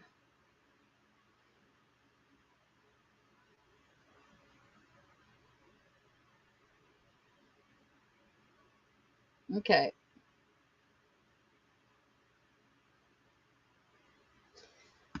I keep reporting in over on YouTube, but I have to come back over here for the books. And this one here was big and popular. I remember hearing about the South Beach diet. A delicious doctor-designed foolproof plan for fast and healthy weight loss. Boy, all these have answers, don't they? And then this is a 2003 coffee rate. I guess you just have to try to figure out which one belongs to you, huh? When renowned cardiologist Arthur Gaston, MD, set out to develop a safe diet for his chronically overweight heart patients, he didn't expect to become the media star in South Florida. But news of his patients' dramatic successes soon spread far beyond the confines of his practice. Strangers started calling to ask for a copy of the diet, and local news began featuring stories of its popularity. Soon the South Beach diet was a bona fide craze in Miami. And no wonder. South Beach dieters lose 8 to 13 pounds in the first 2 weeks without feeling hungry. Dr. Gaston's plan allows you to eat the food you love: meat, fish, cheese, healthy oils and nuts, vegetables, and the right carbohydrates and sweets. There's no mandatory exercise, and you're never left craving more food. So that sounds like an interesting diet. So there is the South Beach.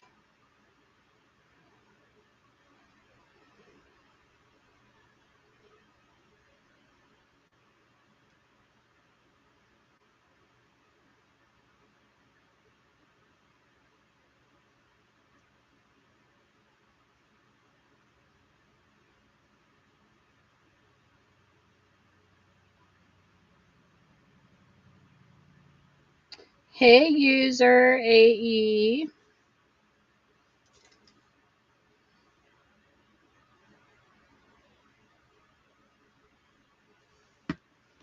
So we will put the South Beach over here. And the next genre, Westerns. So we're going to go from dining and fitness to riding horses.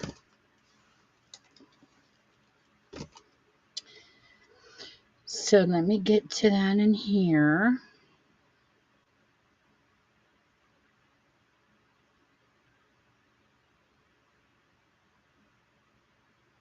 Okay, so this book is called Rough Justice, Night of the Apache. It's definitely an older book. This is from 1981. It is the second book in the Rough Justice series. And it says, on the side rode the Apaches, on the other the cavalry, and in the middle Rough Justice waited alone. The Arizona desert, home to Caswell and his Apache raiders, fearless and merciless, They struck like a lightning, killing settlers and disappearing back into the sheltering desert. The local cavalry troops seemed helpless to stop them, and so Rough and T. Justin was sent to catch the renegades and put an end to their senseless slaughtering. But for justice, the desert held many other pearls besides Caswell, traps as treacherously alluring as the welcoming arms of the auburn-haired beauty, as deadly dangerous as a bullet in the back. Night of the Apache. This back.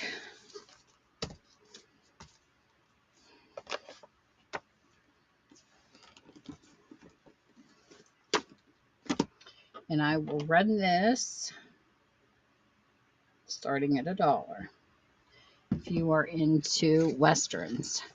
And I will be right back because I'm going to take a potty break. And plus, I got to stretch my legs. Oh my goodness. So give me a second because I want to finish the books I have listed. Ugh.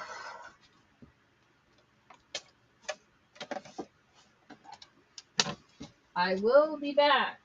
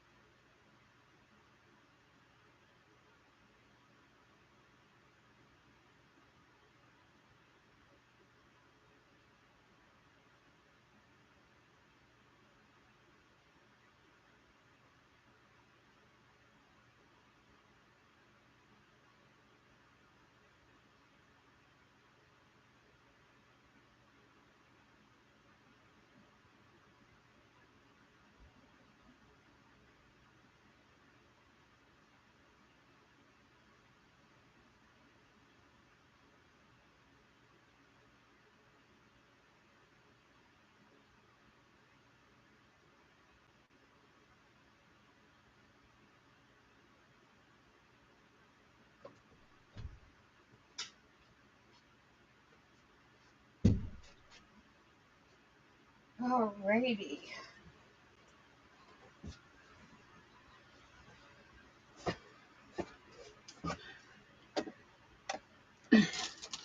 Knocking my water over. Okay. Stretch my legs.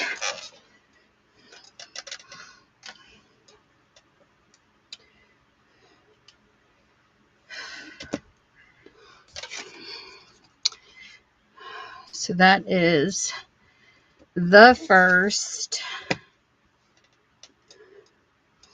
The second Western I have is called Dawn of Revenge by the Gun series. It's actually first in the series from 1980. When William Gunn's wife, Laurie, was shot and killed, the authorities blamed him for the murder. He was left with no other alternative than to become a man on the run, change his name to Gunn, and track down the killers. As he set out on the vengeance trail, he had to kiss the beautiful Caroline Hayes goodbye. Her lips made promises he'd never forget. But until he made amends with the law, he was a wanted man, and he wanted more than promises. So there you go. The second Western book. I had an uncle who used to love reading Westerns.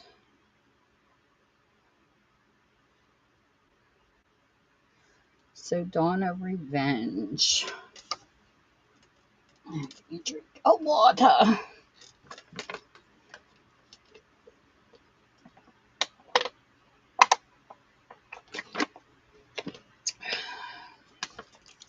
My pure life.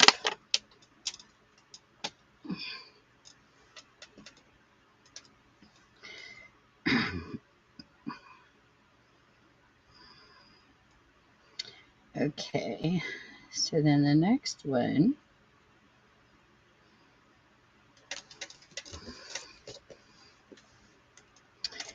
is called Guns of Durango by Lou Cameron. That's what the book looks like. I like that blue. 1976, Hunted. They were jurists moving toward Durango in a final sweep to smash Maximilian's troops. Travis joined them because they were the perfect cover for a man like him, a man wanted on both sides of the border for everything from treason to murder. He needed time to find the man to clear his name, but Travis knew his time was running out. He was the target of a ruthless manhunt, the prey for a band of vengeance, crazed Apaches, and fair game for every cutthroat drifter in the Southwest. Travis was playing against a loaded deck, and one wrong move would end in a bloody death. So that is that one. Let's see what year this was. Yeah, 1976.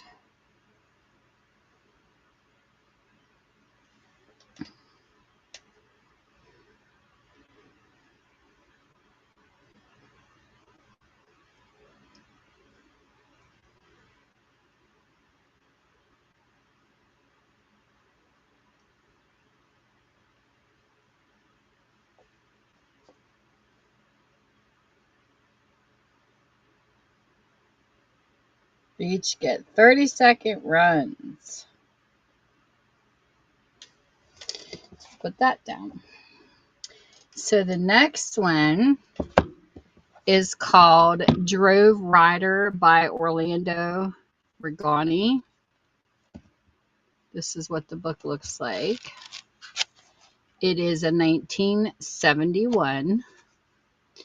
The risks of a successful trail drive were so great and the financial rewards even greater that Sam Ryder pushed himself from one to another. The risks were well known to him, hundreds of heads of cattle lost in flash floods and others in sandstorms, some commandeered by roving Indians or white bandits and others felled by disease.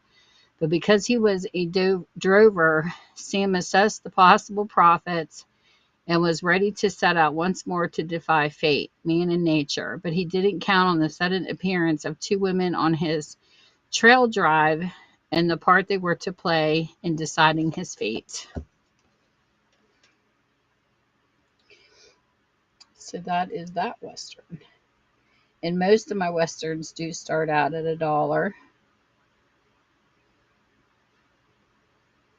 Well, hey there, Mace Card, and hey, David. Welcome, welcome.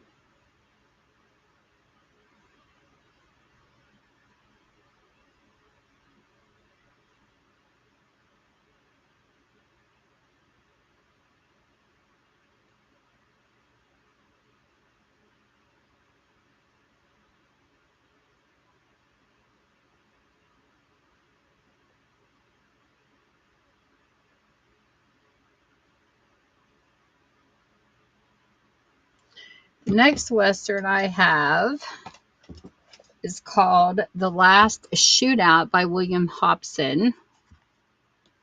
Somebody decided to do their math in it, but it probably could be erased out. 1972. The Bud Corson's killer. 10 years ago, when his old outlaw gang broke up, Ladino Payron had pledged to help his old chief whenever he was needed. So when he got a letter holding him to his promise, Ladino saddled up and headed for Bannerton, intending to do what the letter asked, find the killer of his one-time outlaw buddy turned sheriff, Bud Corson. But the other remaining members of the old outlaw gang had other plans for Ladino, plans that included using him as a hired gun. They didn't approve of him asking too many questions, particularly when the answers he got exposed their own particular brand of insatiable ambition, greed, rustling, and murder. Almost too late, Ladino found out what was really going on in Bannerton, and when he did, a lot of men died. So this starts at $1.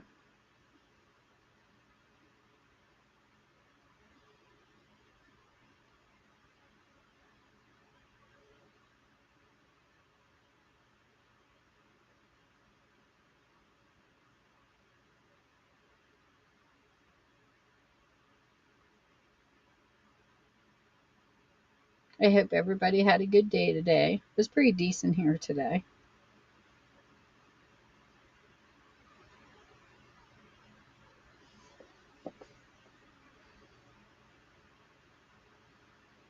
And the next book we have, oops, this one here is called Salt Lake Lady. It's a Spur Edition series, book 9. 4 beautiful captives lured Spur into danger and desire among the savage Utes. McCoy to the rescue. When the U.S. cavalry failed to liberate 4 young white women who were being held captive by a tribe of Indians in northern Utah, Spur McCoy was given the assignment with the aid of Lestas, a lovely half-breed who had been rejected by her Mormon foster parents. Spur headed for the Ute camp only to discover that the Indians were the only part of the problem. He also had to deal with the trigger-happy cavalry lieutenant who was also determined to rescue the girls, even at the risk of causing a major uprising among the Utes, whoever they were. This is a 1985, little bit of a grungy color. Little, it almost looks like someone scraped it. But the story's there. Dollar start.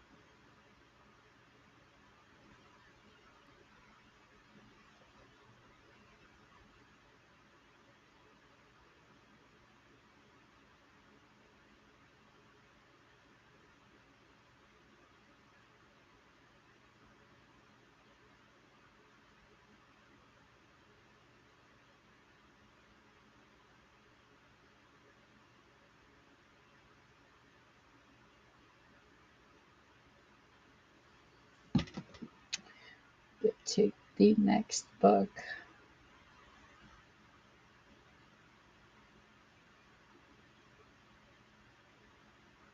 The next book we have is Long Arm by Tabor Evans. On the Humboldt. This is a 1981. It says, in the desert, water was hard to find, danger wasn't. The Humboldt, it meanders through the killing wastelands of Nevada, a river so dry a man can cross it without getting his boots wet. But trouble runs deep enough when Long Arm brings the law to this ruthless land of rattlers and road dyes, desert Indians, and high-stake spectators or speculators. And when he meets up with runaway Mormon missus, he's up to his neck in the problems of another kind. 1981. And this is book 28 in the Long Arm series.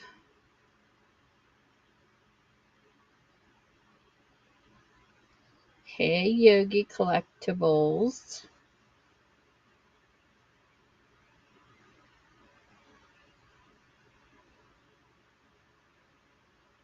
So you like collecting stuff, huh?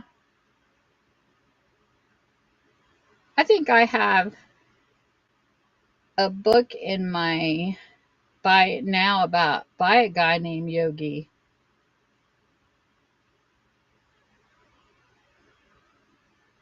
Hey Sarah.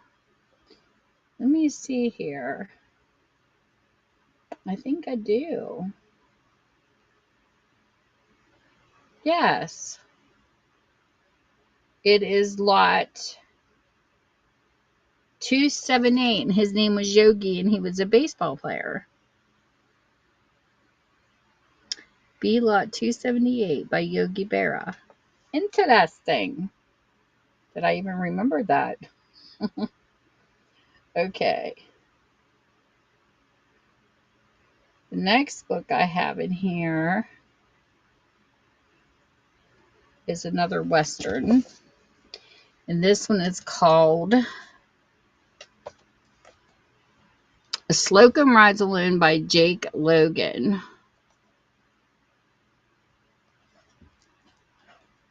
It's got a little dingy color to it. It's a 1985. And it says, it's got a little bend right there.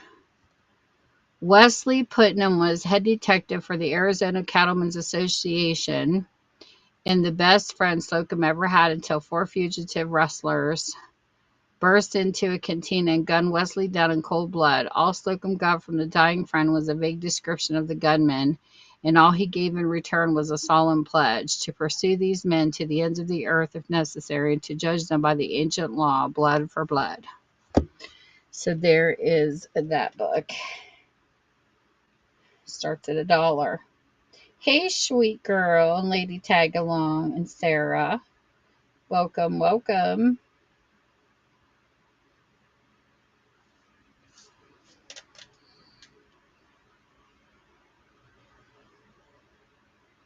I believe my yogi book in there is tips on baseball. Hey, Jan. When the Western books are over, I have a couple more. I will go into children's. Unless you guys see anything you want, I don't go in any particular order. I just do the order when nobody's asking for requests. But I do have children's books too, because I know a lot of people look for them. Here is a Western. It's another long arm. It's book 26 in the series by Tabor Evans. It's called And the Dragon Hunters. And this is definitely aged. It is a 1980. It's pretty good for its age, though. What kind of buried treasure could drive men to murder? A Dragon Bluff revival archaeologist word for a cache of priceless dinosaur fossils. Angry Arapahoes rose up to protect their land and its riches, and hired guns were primed and ready for the sale to the highest bidder. Long Arm rides into the great dinosaur war, to put an end to the violence and enjoy the favors of a fiery teamster who claimed to be more woman than any man could handle. So there you go. It's a series called Long Arm. Once I get more to the series, I will bundle, but right now I'm doing them single in case people are reading them and didn't get certain books.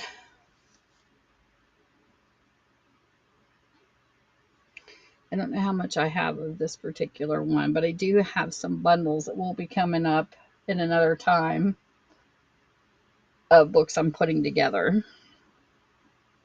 As I unbox, I'm finding them. Okay, the next book is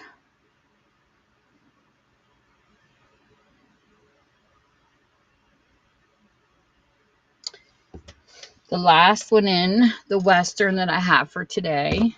And this one is called The Warpath by Wesley Ellis. This is from the Lone Star series, and this is book 83. Definitely well loved. You will see some scratches. And it's looks like it was library bound. You got a little bit of smudge to it. Yeah, it was from a library. 19, so let's say 39. No, 1989. So because it's used, it's definitely got some schmutz going on. But you'll have that, but the story's all there. It says, then again, there ain't no such thing as routine when you're crossing Cheyenne and Arapaho country. Starbuck Enterprises paid the Indians well for grazing rights to reservation lands, but Brave Buffalo and his small band of dog soldiers didn't put any stock in the white man's deals or the white man's gold. Then one of Jesse Starbuck's best dovers disappeared in the dust, and Jesse and Key set out to track him down, but as their trail becomes more twisted and deadly, the Lone Star duo can't tell who their enemies are. So that is that book.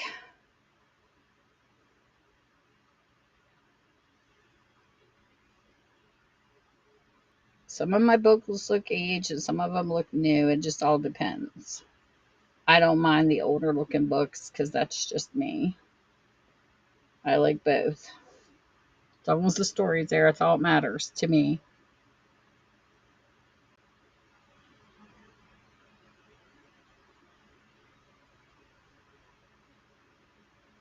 And my last section for tonight will be children's books.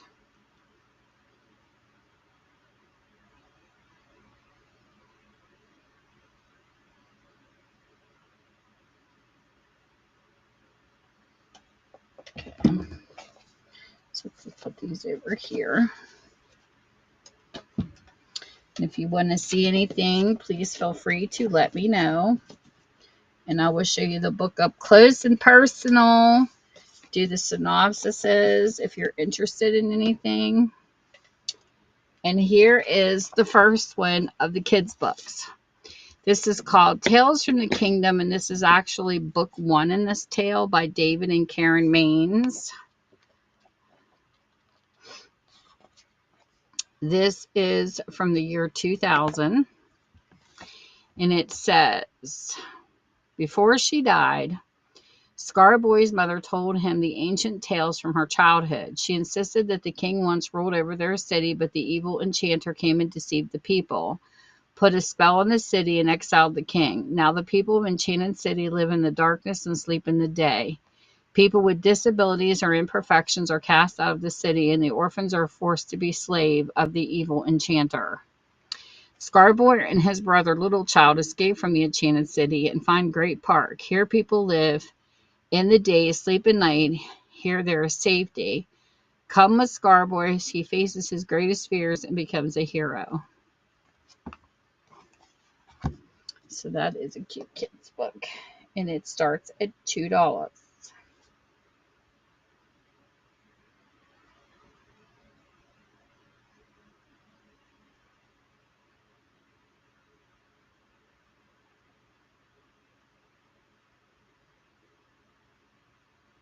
My fan feels so good down here.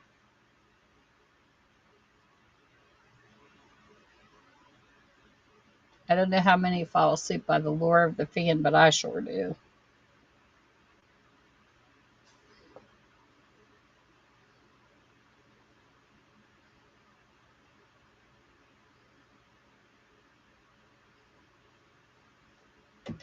The next book I have is called Ezra Jack Keats, and this is called The Trip.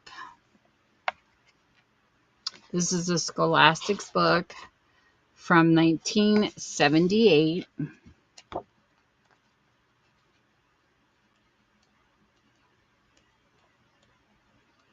Lots of nice graphics in this story. Let's get some marker right there. Other than that, it is a pretty good kids book. And we will run it. I'm going to pop over here real quick.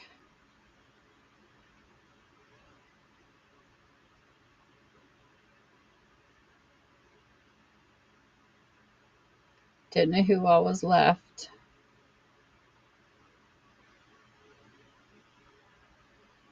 But thank you for coming in over on my YouTube.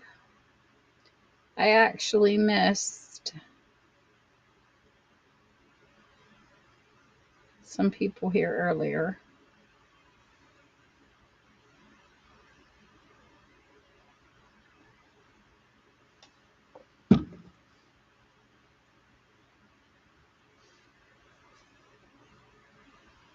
Okay, the next children's book I have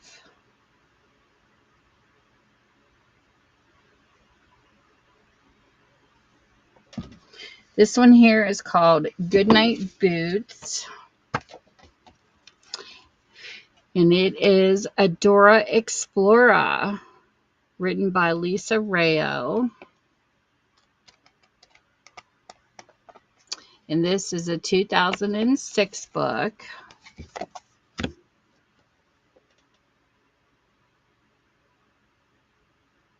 For $2.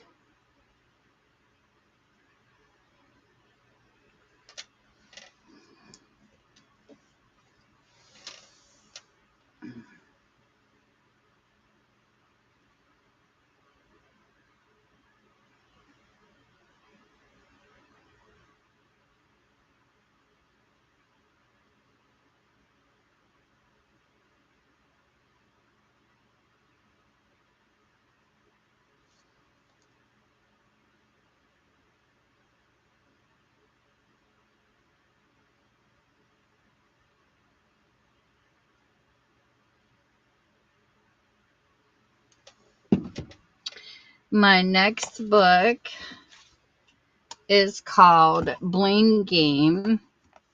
And this is the Berenstain Bears. Somebody put a Tinkerbell sticker up there. This is what this book looks like. And this is from 1997. And it shows you on the back the ones that you can collect.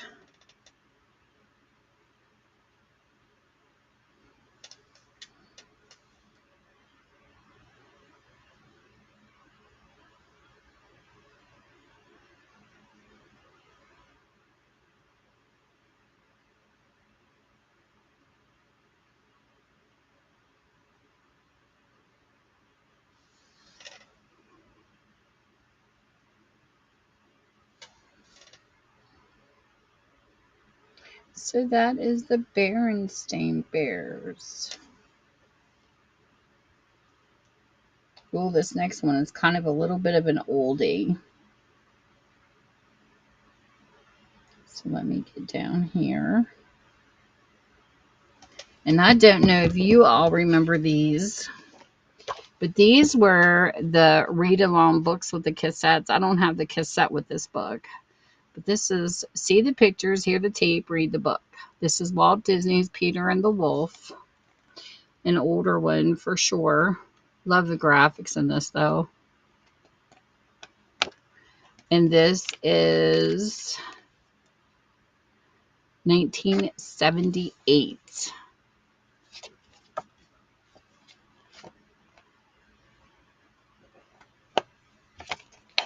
So it's got the complete collection of what you can get with that one. Well, hello, Barwinky. That's a cute name. What's a Barwinky? Is that a drink or just a nickname? Too funny.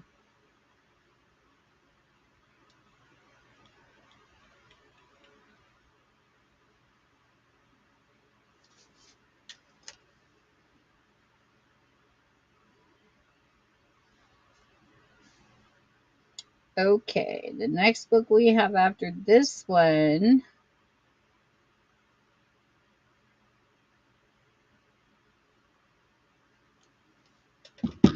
This is actually another Walt Disney book. It is Peter Pan to the Rescue.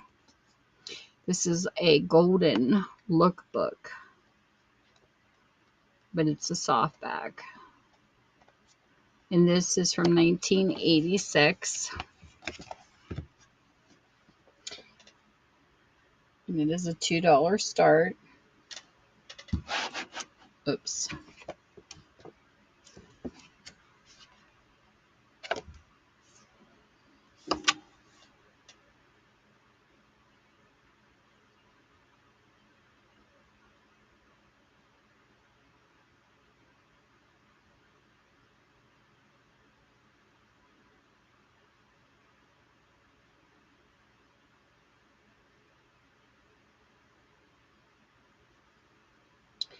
And the next book we have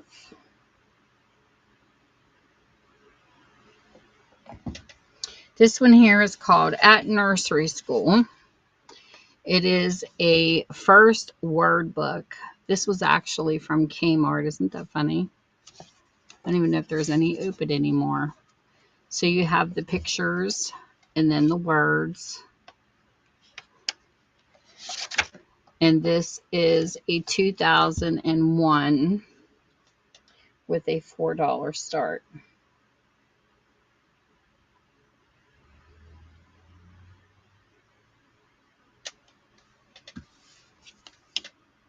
A colorful word book of familiar objects designed to help the very young understand and say their first words.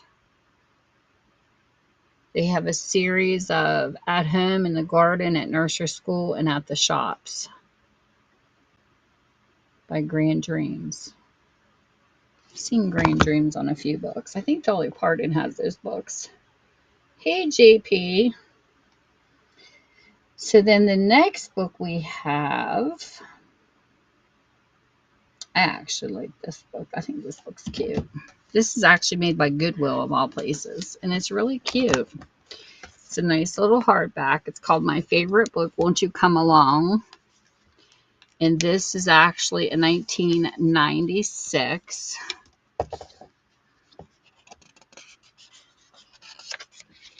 And it has your favorite book is and things you can fill in. These are the names of my family members, the name of my principals and teachers, and then it goes into stories like the work you did, chores, different things. It's a really cute book.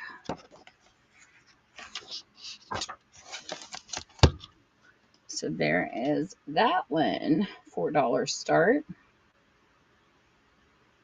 Well, welcome in. Hey, JD, Wilson, and Ann. Thank you for stopping by.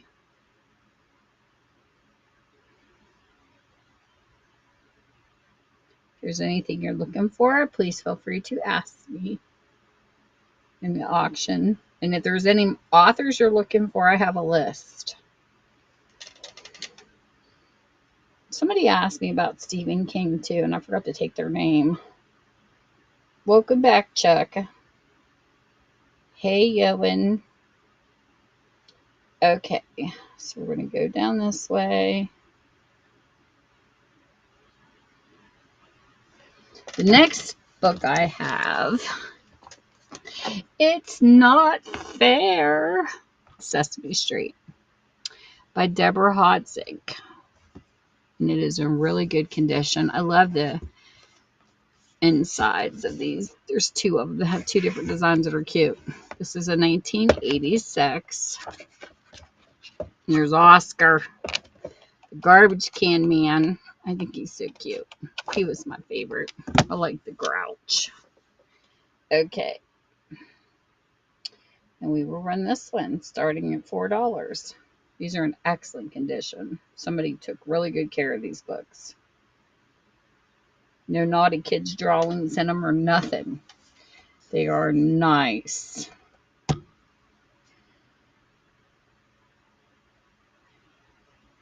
Although some drawings are cute that kids put in them, I have to admit.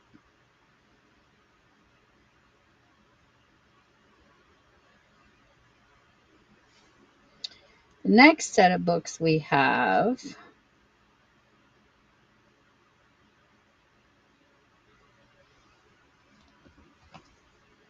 this is called Don't Cry Big Bird by Sarah Roberts. And he's got tears. How sad is that?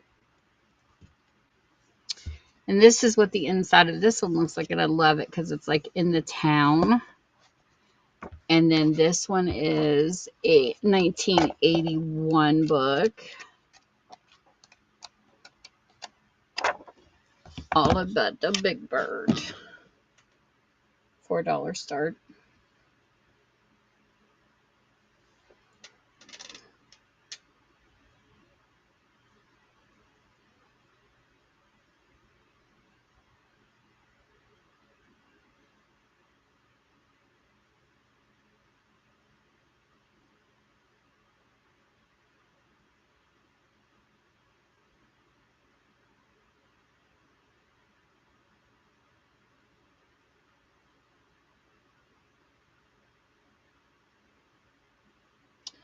And that is the last book that I had in my collection.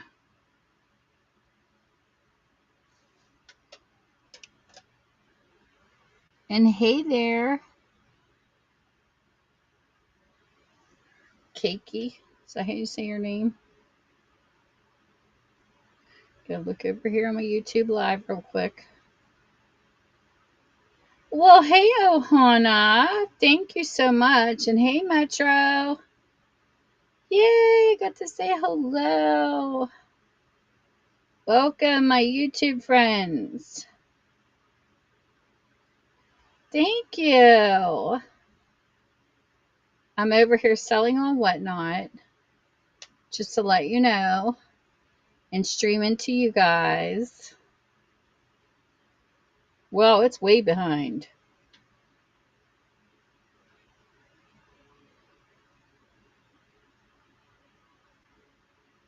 There must be a big lag past all these books. I hope you both are having a great night.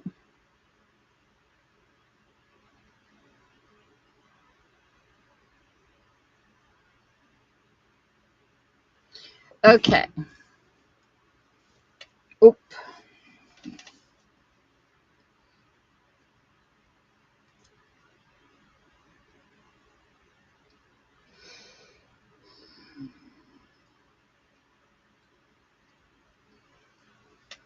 So that is that book.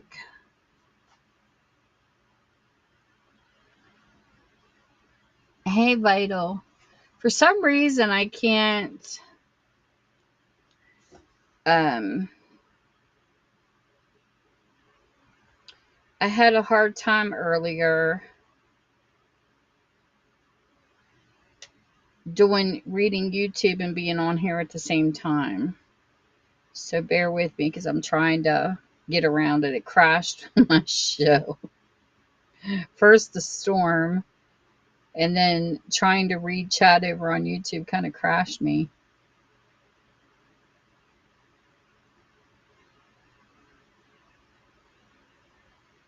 I don't know what's going on. It's hard to juggle both, though, I can tell you that.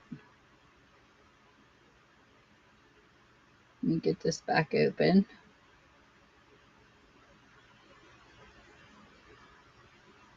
I don't know why it does that.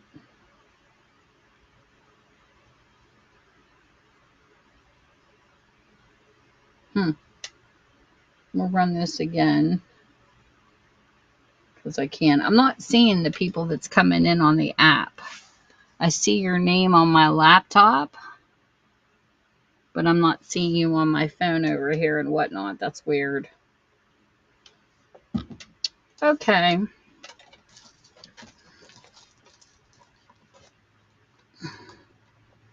Grab this.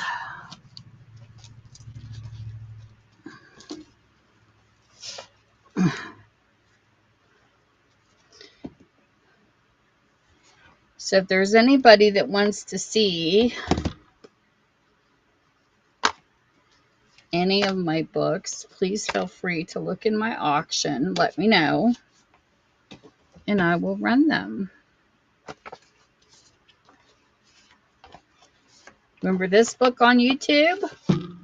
My Wednesday night paintings of the book I haven't got to finish yet.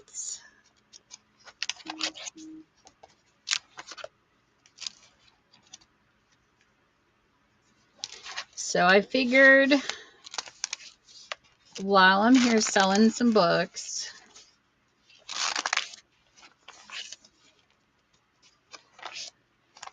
my YouTube people would come to visit me.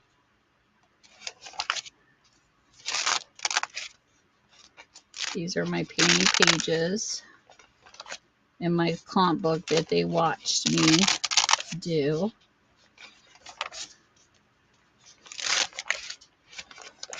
I have not finished this book yet. A Pipeliner. I actually had a book called Pipeliner.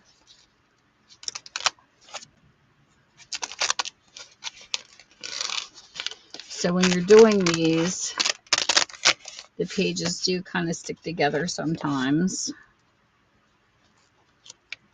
If there's anything you want to see, feel free to let me know. It's like crunchy, crunchy. Thank goodness they still come apart, though.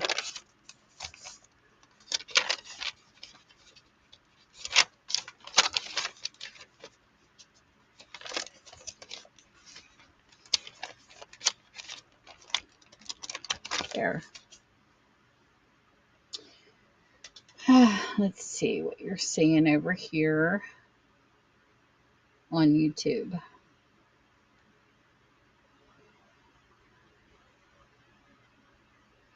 Dill! Yeah, we had a bad storm here too, Metro.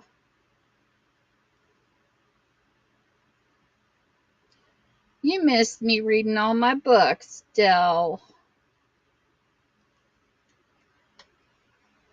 So,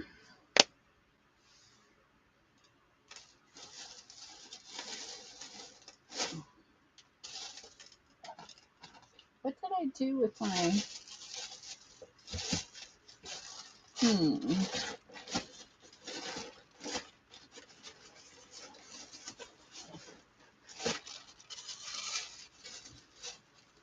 Where is my crafting mat? I'm losing all my stuff, people, because I haven't been crafting.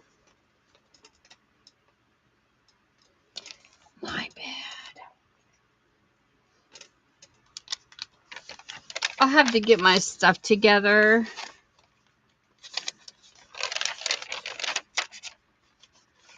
And continue my prompt book.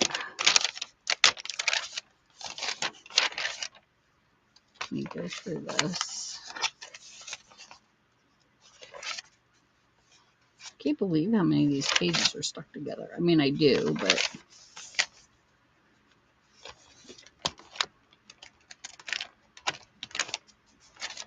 Where was I? Right here, I think.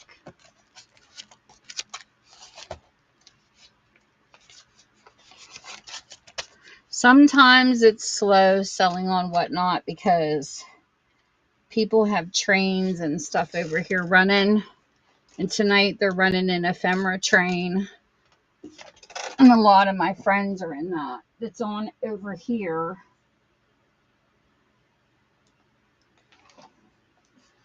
Hold on, let me find my mat. I can't believe I lost my mat. Oh, of all things. I can't lose my painting mat. It's got to be here somewhere. It must have slid.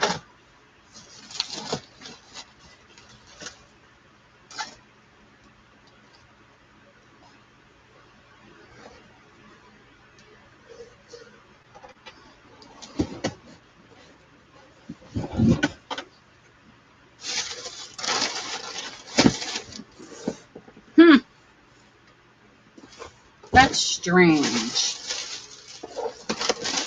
That's really strange, guys.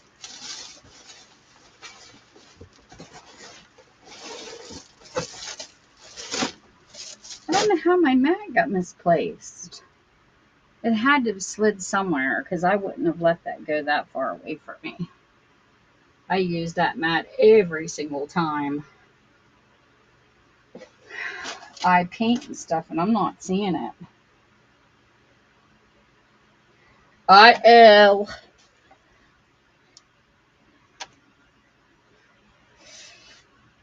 It's a big lot, though.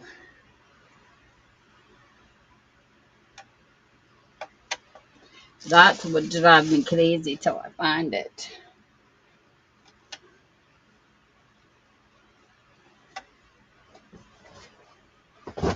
I don't know what I did with it. I really don't. It's got to be close, though, because I would never move it too far away from myself. It has to be. Don't you dislike when you lose stuff?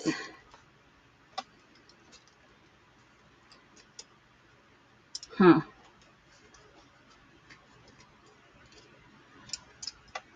Yeah, I'll have to prep. My paintbrushes are still here. I just don't know where my stuff is because I do want to finish this book.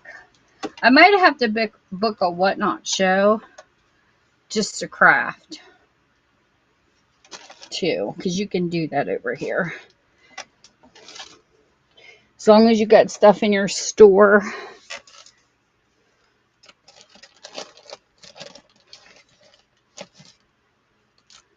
You can do that stuff. But yeah, I'm going to have to find my crafting mat. I missed my crafting mat. But in the meantime, my pages. Let's see. Doe. You sound like me. Hey, kitty cat. I do the same thing. I lose stuff all the time. So here's the other page.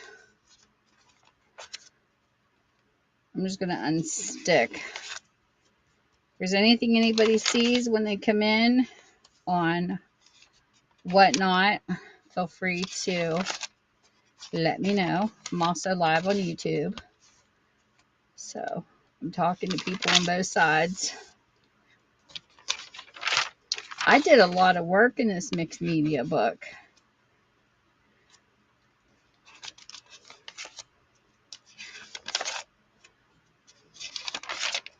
But I got to finish it because I started it on YouTube. So I'll have to finish it.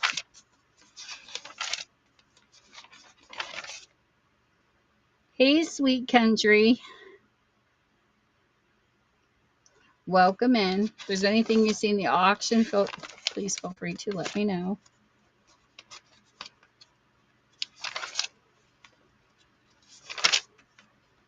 I got books in my Buy It Now under B lots. I have some crafty stuff that people can use for ephemera under C lots.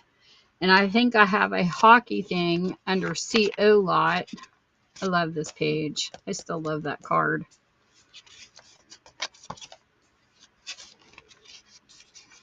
But yeah, I'll have to plan a day to come on here and craft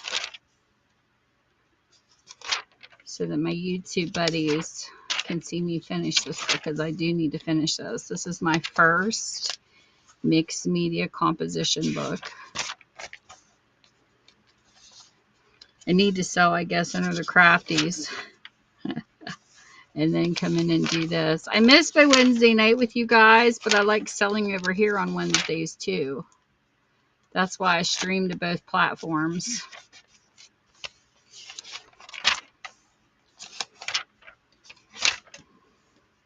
I still have a good bit of pages left. Oh, these 2 pages here, I actually turned them into tags. Look how cool these turned out. I'm impressed.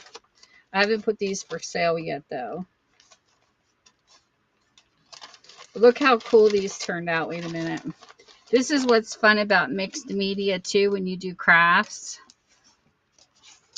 is that once I was done with this page, I scanned it,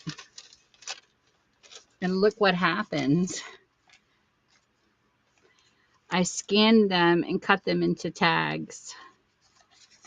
So look how cool these turned out. My YouTube buddies always watch me do my mixed media. Hey, Beanie, welcome in all. If you see anything in the auction, please feel free to let me know. But look how cool the tags turn out from this page. Isn't that awesome? I'm streaming on YouTube too, so my YouTube buddies are watching me. So I did that from that page. And then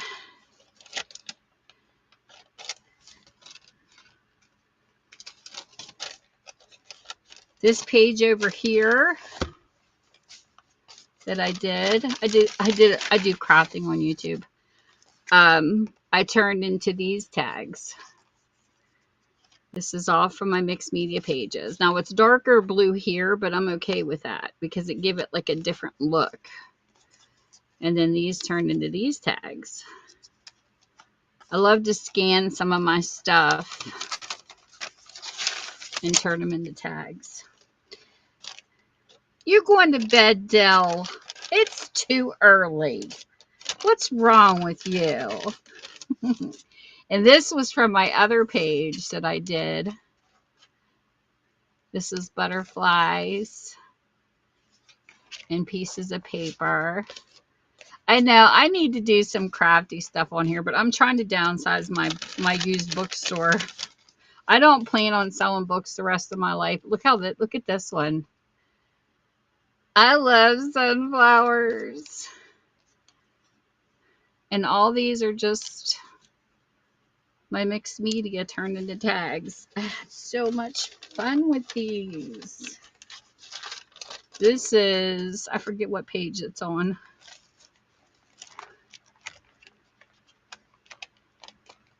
I passed it up.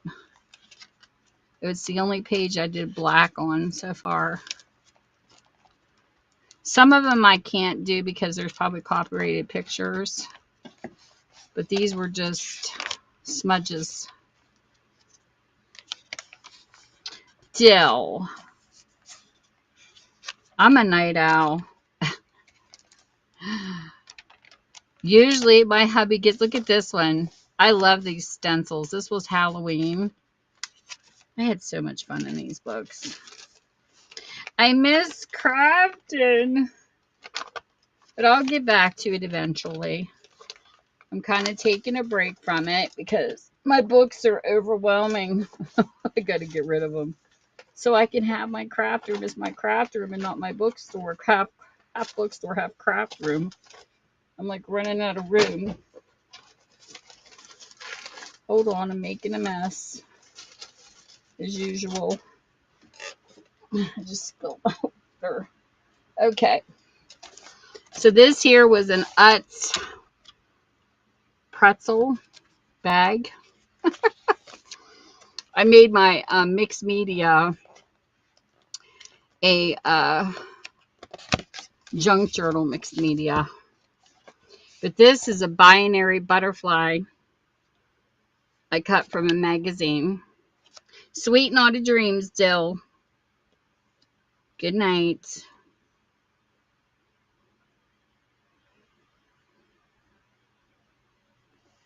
And then this I fell in love with. I thought this was so cute. I fussy cutted. I call it cussy cutting. And then here is my happy autumn page and my horses. My love of horses is in everything I do. Oh, and then this was Christmas. This is kind of like glue book slash mixed media. I got these pages to do yet. I got a whole bunch to paint and get ready. I love this page too. I love the stencils that's got the words in them. Those I got to do. And then here was some fun mixed media.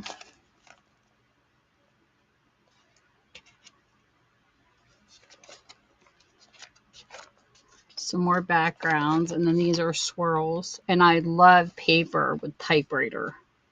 Oh, that was so awesome to add.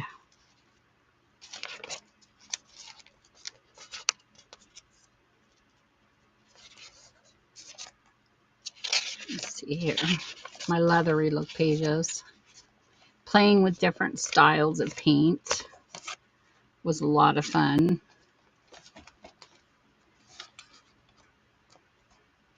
Come on. I still got a whole bunch to do in this book. And then this was my birthday at the beginning of the year. I took things that I collected. This is actually cake toppers that I found in a book. Oh, and these puffy stickers. I have so much fun playing in this book. It's not even funny. And then this here was kind of like part Valentine's Day, part just whatever. And then here's another one with the words. I love the style that gives. Come on. These were playing with different stencils and stamps.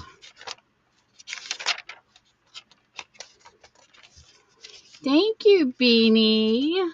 I know I miss my crafty stuff. And this is like, to me, a rainforest mixed media. Like, this was just fun. Come on, camera. Just to mix a bunch of stuff together. My camera don't like me.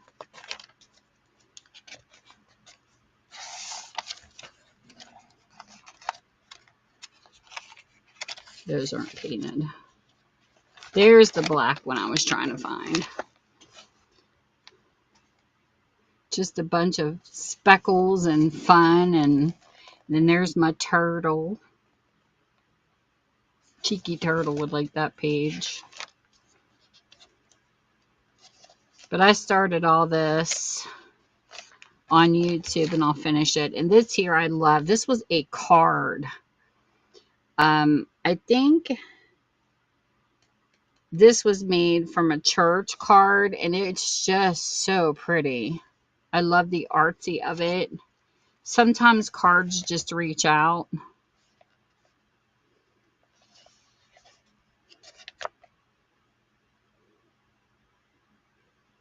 I know, I love that one.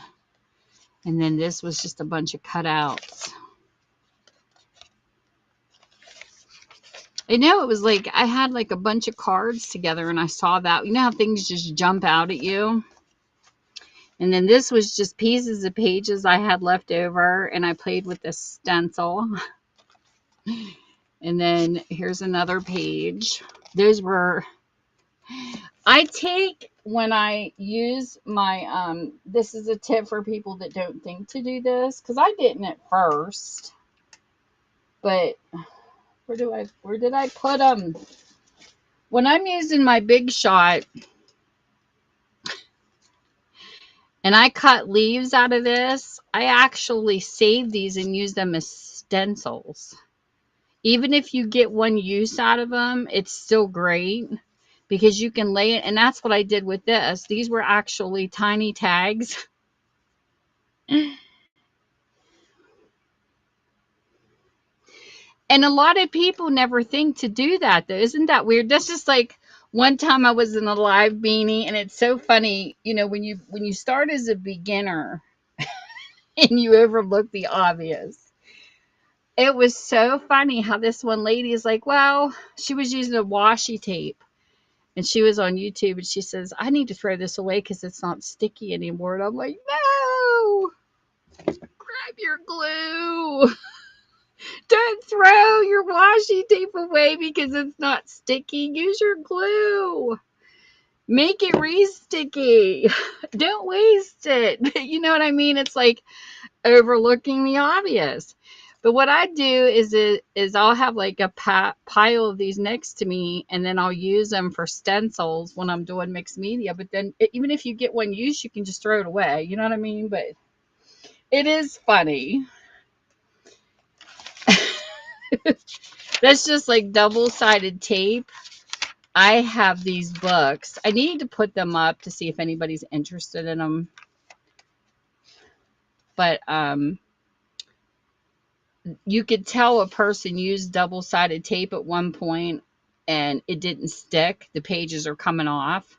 So every time, I don't usually buy double-sided tape, but if it comes to me as like a giveaway gift or something, I put glue over it just to ensure.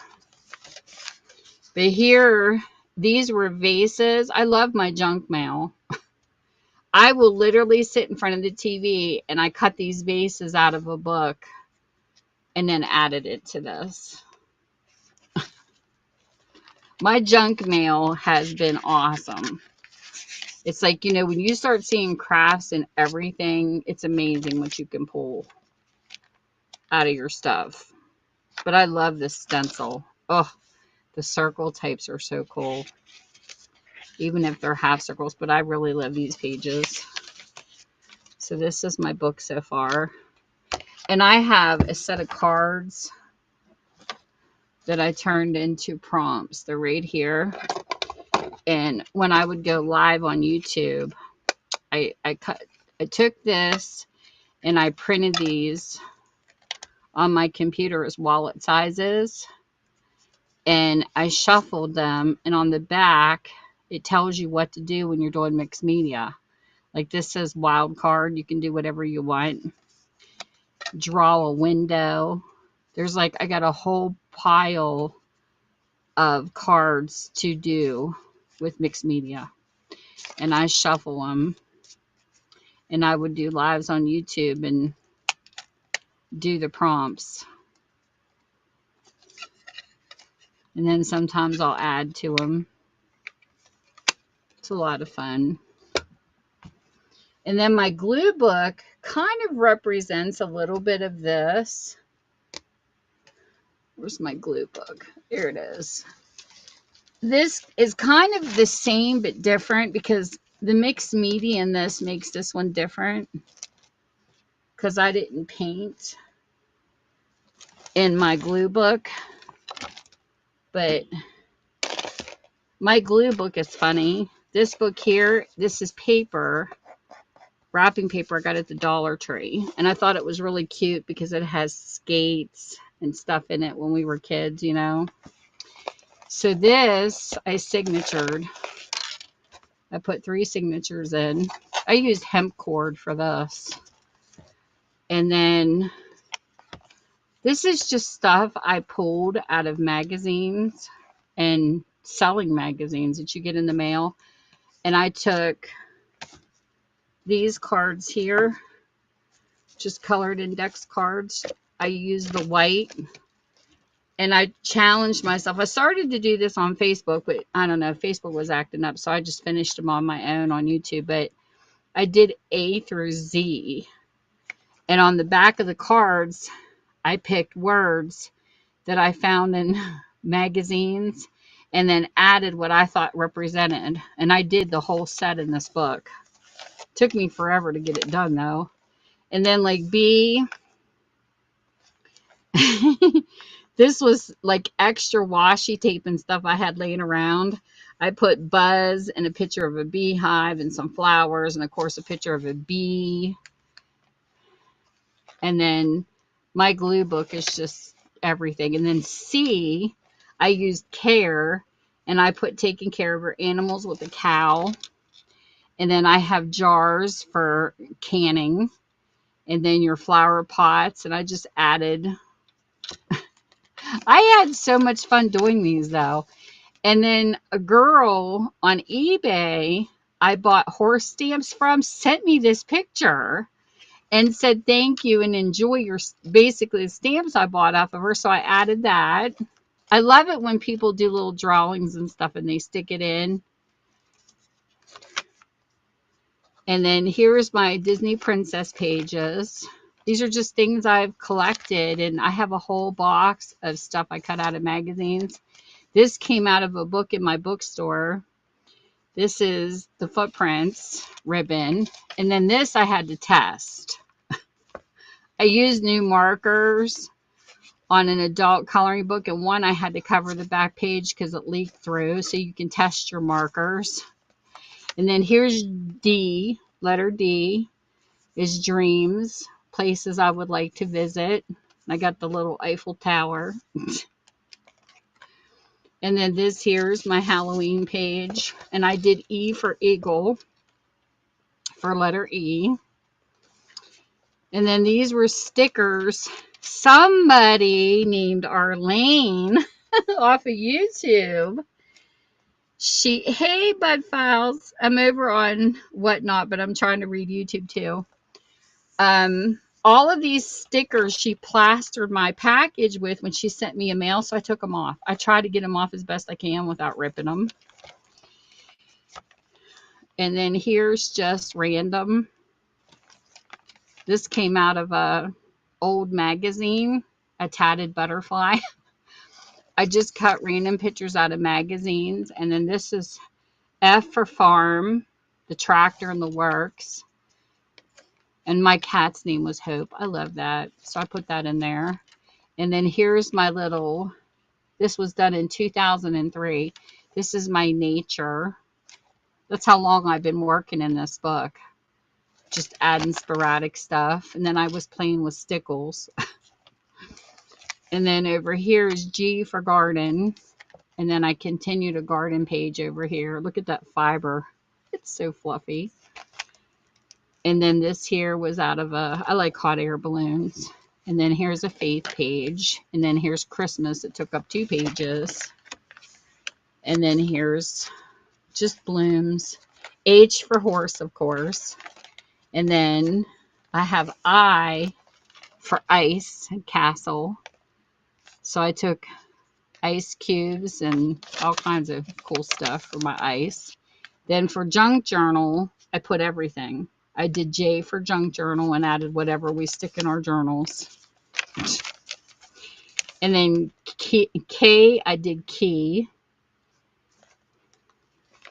And I have pictures with keys under them. And then here is a Halloween page. This is just a mixture of everything. L for ladybug. And then here's another Halloween page. M for music. And I have instruments. N for nursing. I did private in-home care.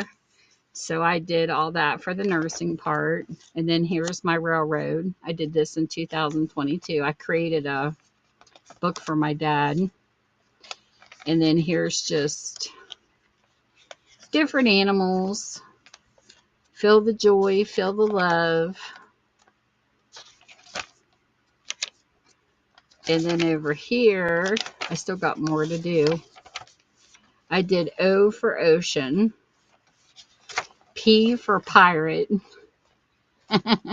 All the ships and then the bird. And then Q for quilt. R for rainy day. S for serenity. T for turtle, and I just had a field day with sparkles on that one and pictures of turtles. U for unicorn. V for vacation. W, I did watermelons. This was fun. So if you do a glue book, do the alphabet because it's challenging and it's fun. And here's my xylophone for X. U, V. Where's my W? Oh, I just said that. W. Yeah. X. And then Y, I did yarn. And then Z, I did zebra. So that's my glue book with the alphabet. And then this here, BB Crafts contacted me on YouTube to use their items. I didn't use them exactly the way they expected, but I had fun because I love playing with eyelash trim. So I used their stuff to create that. I think that's about it. Besides that, and my cat book, one I'm still working on. And everything else I've sold. I don't have anything left. My Paris book sold in my last live YouTube, and then I did a custom of Elvis for a girl in the UK who loves it. She just brags and brags, but I need to make some more journals. I just haven't done it in a while. And then this is my Sunny Fun Time mail. So if I continue to order off of you, these are my YouTube people. This one's going to be dedicated to my Whatnot sellers. And I have Whatnot at the top. And what I did was Pingy. You can tell this is Penguin Boss's page. The sellers that I buy from that I love over here, I save the stickers as best I can. And I turn it into my pages over here. And if you have a business card, I will add it. And this is how I keep track of the businesses that I buy from. But I need to make up my Whatnot pages. These were my YouTube people I purchased from. And this is Defy. For people that don't know about this organization, if you come back and watch my video later, when I buy stuff in bulk, it's not because I'm greedy. I share. This is the Disabled Artists Foundation Incorporated, and they do have a website. It's called www.disabledartist.org. And it is called Defy with a long I. And it's really irritating when people call it Daffy because it's not made to be fun of. There's a lot of people with disabilities that count on the auctions the second Saturday every month on YouTube. They do an auction and all the money raised goes into the organization. You can donate items. You can buy stuff at the auctions, and it all supports people with disabilities. And they're located in Florida. The channel was under Care's name. Her name is Caroline. That's why they call her Careheart. That's her name. And she's the one that started it all, but now a whole bunch of people are involved, and they're awesome. They are so awesome. And now she changed her YouTube channel to the Disabled Artist. So let me find it real quick to show you. She changed it to their name. She took her name off of it to represent. Let me get to her channel. And I bought a bunch of the theme to give you an idea. This is the channel name. If you go to YouTube, you put the @ symbol in Disabled Artist, and it will come up. But the title says Disabled Artists Foundation Incorporated. Now, she books her lives ahead of time, and there's themes. Like one time that was steampunk, and it gives you an idea as a creator of stuff to donate, what they're looking for. And even if you don't do art, say you get a good deal on a bunch of gears or whatever, you can donate. And there's an address on the website. But their next one is coming up the second week in July, 7/13. It's called In a Box Fundraiser. So I try to get ahead. Like the last one was a pile up, and I really didn't have anything to put into that one. So I worked on the box one. So I would go into Aletto's. She had live where she was selling stationery in boxes. And I went in and bought up a bunch of stuff in her sale. I hate when people came in and ninja'd because she knew I was looking for specific things. I understand it's an auction, but I asked specifically. And when people do that for me and say, hey, you know, I'm looking for something to donate, I would put it aside for you. Or if you can't afford a book and you see one in my buy it now and you say, hey, my payday is not till a couple Fridays away, all you have to do is ask me and I'll pull it for you, because that's how I roll that way, even if this is an auction site. So I was buying up a bunch of stuff, and then I already sent one package and I have one more I need to send. So that should be in her next auction. And if it isn't, it's because there's a reason. Like she got hurt. So right now she's got a leg that's, you know, needs to heal. So I don't know how she's going to get her mail, but I sent it a while ago. So I don't know if she got that one yet or not. But each one is something different. Like she has in a box or a bag for this one, and the next one is in a box or a bag. Then the one after that is event playtime, and then jewelry, maker's jamboree. Like she'll have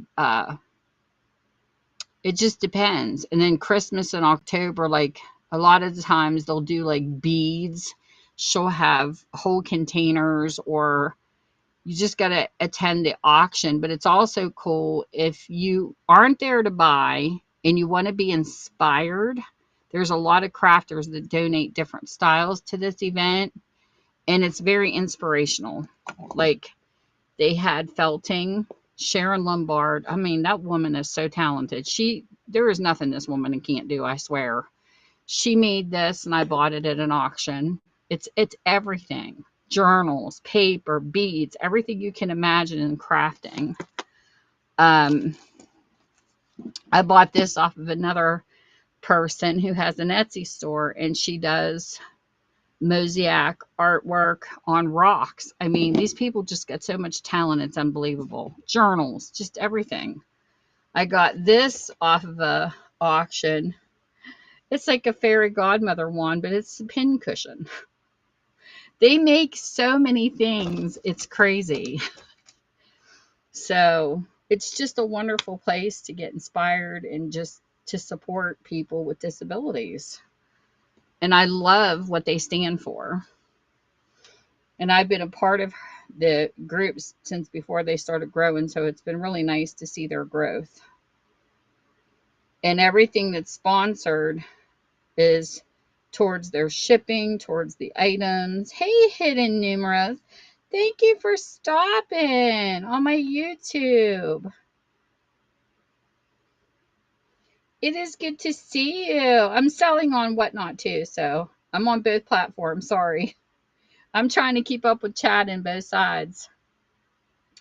So, you know, people might think, oh, she's being greedy, she's buying up everything, but it isn't that. I do share the stuff I have with them, and hopefully you'll get to see some of the stuff that I have purchased on Whatnot show up in the Defy auctions to support disabled artists.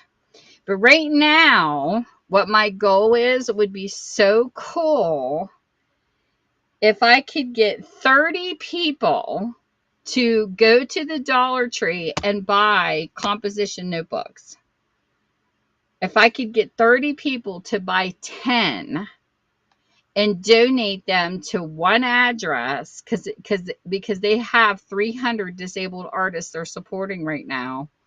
They need 300 composition notebooks, and I can't afford to buy them all.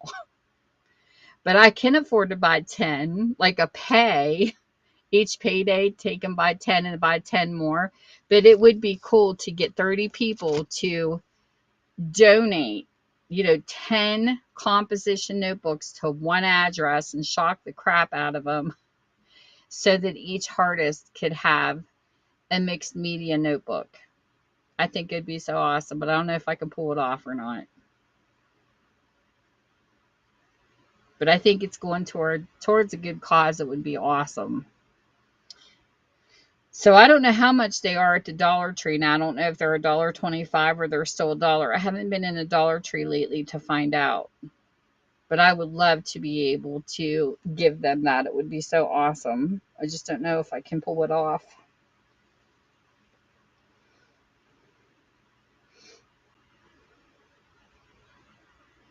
I'm going to try to talk my daughters into it too and see how many I can come up with. Because the people who I've shopped with off Whatnot, you can mail it to me if you want to, or you could mail it to Jean. She's the one. Everything you mail to Care goes into the auctions. Everything you mail to Jean goes to the artist. She packs the boxes for the disabled people. And then everything Care gets, she gets ready, puts them in an auction, and then the money goes into it. But if you listen to the Disabled Foundation, when they do a live sale, you'll hear it all. Like, they explain everything. But it's really awesome. And their number 5 is usually sponsor and shipping. And usually I try to do 2 of those, which is $8 a piece for each artist. And then they have a number 10. It's another number where they take $10. I forget what number that is. But they take $10 for the extra stuff that they want to add, like maybe tools that they can't afford to buy themselves. And whoever donates into that, that's what happens. Is it goes into the extras. But they explain it all. And there's a lot of information on the actual disabledartist.org foundation. And the address is there where Care picks up the mail. Thank you, Hidden. It's good to see you too. It's been a while. Sorry I'm going back and answering people's messages on my YouTube channel from 5 years ago. But YouTube messed up my account. And they wiped out all my comments since 2017. Since I started YouTube, it crashed my channel, but they gave me back my videos. Thank God, because there's over 1,000. But on Tammy's Passions channel, that's my bigger channel. But they wiped out all my comments, Hidden. You should see me going back, because people look like they're talking to themselves. Because even my own comment section was wiped out, not just my comments to other people. It's horrible. So I've had to go back and re-answer people, because it doesn't look like I'm talking to anybody. And I had a bigger YouTuber give me hell for it too. She said, how can you not answer your commenters? I said, dude, YouTube took my comments and literally deleted them all. Anything that you can find that happens on the web that goes wrong, I'll find it. Trust me, I will. I find every glitch imaginable. But what happened was, the story behind it was interesting. It had nothing to do with AdSense or them making money. It was nothing to do with that. I don't know why people keep bringing that up. It had nothing to do with that whatsoever. I never signed up for that channel to ever be monetized. It has never even come close to being monetized, because I changed the algorithm too much. You have to have 4,000 watch hours. And I changed because I didn't build Tammy's Passions to make money. I made Tammy's Passions because that's me. The person who loves to do a whole shit ton of different things, that I can't stick with one genre. So that channel was never meant to be monetized, and it still isn't. It was just basically for me to use as advertising for my bookstore. So, because you can use platforms as tools, you don't have to necessarily want to be monetized, you know? So, Tammy's Passions at gmail.com was the email I was trying to get to go with my channel, because that's not the one that matches. People think it is, but it isn't. They try to send me emails. I have a complete different email for that channel. Well, Google doesn't like that, because let's face it, Google didn't own YouTube when I started it. So what happened was I was trying to get the name so I could use it as the email, but it was taken. So somehow, I thought, 5 years later, maybe the person deleted it. Sometimes that happens. So I went to try it again. Well, Google glitched. It actually let me into it like I finally had it. But when I signed out and signed back into it, they blocked me from signing into it. So somebody else must have that name. Well, what happened was when I went to do that and I was in and out and I went to add it to my YouTube because I thought I had it, somehow YouTube came up with a brand and they tried to brand my account and I didn't want it branded. So I put no, a little dot circle, and rejected. And when I did it, it literally knocked out my entire channel. Like they literally shut it down. My stomach was like, you got to be kidding me, because I didn't back up any of my videos. I don't save them because there's too many. So I did a recovery and they had it attached to my other email. So they let it recover and all my videos were there, but they wiped out all of my comments. They just disappeared. And I didn't realize it until I made my crafty styles, because I have 2 channels on YouTube, and I went to comment under somebody who I commented already under Tammy's Passion. I'm like, okay, I already seen this video. And my name wasn't there. And I'm like, now I know I commented under this video. What the heck? So then I was under my videos to answer people, and all my comments were gone. That's how I discovered it, and it was disappointing. So now I've got to go back and try to find everybody and say, hey, sorry. Looks like you're talking to yourself. Alrighty, Hidden. You have a good day. But like I said, if any flaws happen, I'll find it.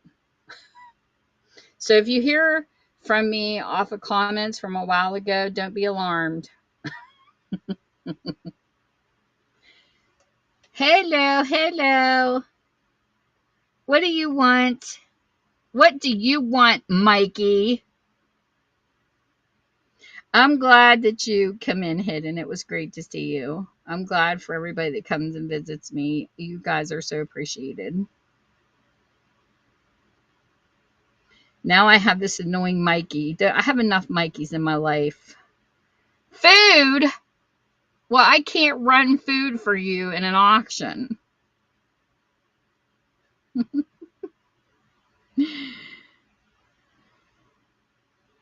I'm not running food for you. Feed yourself. And for everybody that thinks I'm being a witch, that's my hubby. I can talk to him as mean as I want to. You need to cook for me. Come home and cook for me. I'm running on YouTube and here. Dill was in the stream. You missed him. So anyways, yeah, that's my life online. Always making mistakes, always finding errors, and then trying to fix them all night. But I'm just glad that my videos were recovered. I do got to go back through and clean up that channel, though. They won't let me subscribe to nobody. YouTube messed up that channel so much. It's crazy. But my crafty styles, I can follow you back. So if anybody's on here and you have a YouTube channel, come and find my crafty styles. I can actually subscribe to you. But Tammy's Passions, I can't. Not right now, because YouTube's mean. So it's just sitting there, and I've got people I need to follow back. I still watch them and give them some watch time, because really watch time is the most important thing over there. I don't know how many views. I need to have a celebration on there at some point, because my views were getting big over on here. Let me see. Let me check it out. I'm looking. Yes. Looky here. I'm up to 92,033 views. Oh my gosh, I'm getting close to 100,000 views. And when I do, I'm having a nice giveaway over there that my husband will nicely pay for. Shh, don't tell him that though. But anyways, yeah.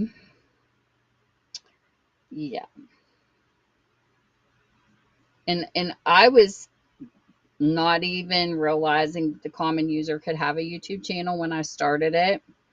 And I thought, heck, if I could get 15 people, my goal literally was 50 people.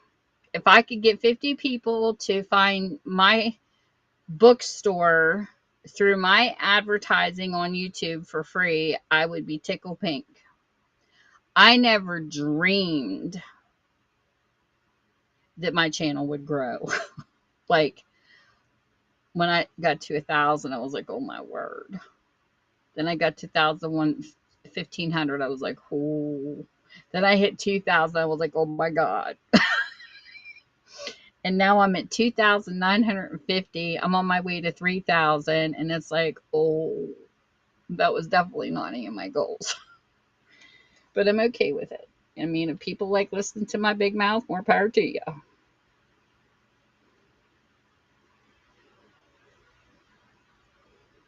Yeah, the hidden, I own 4 external hard drives.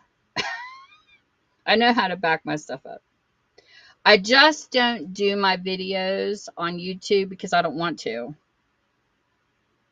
I know all about backing things up.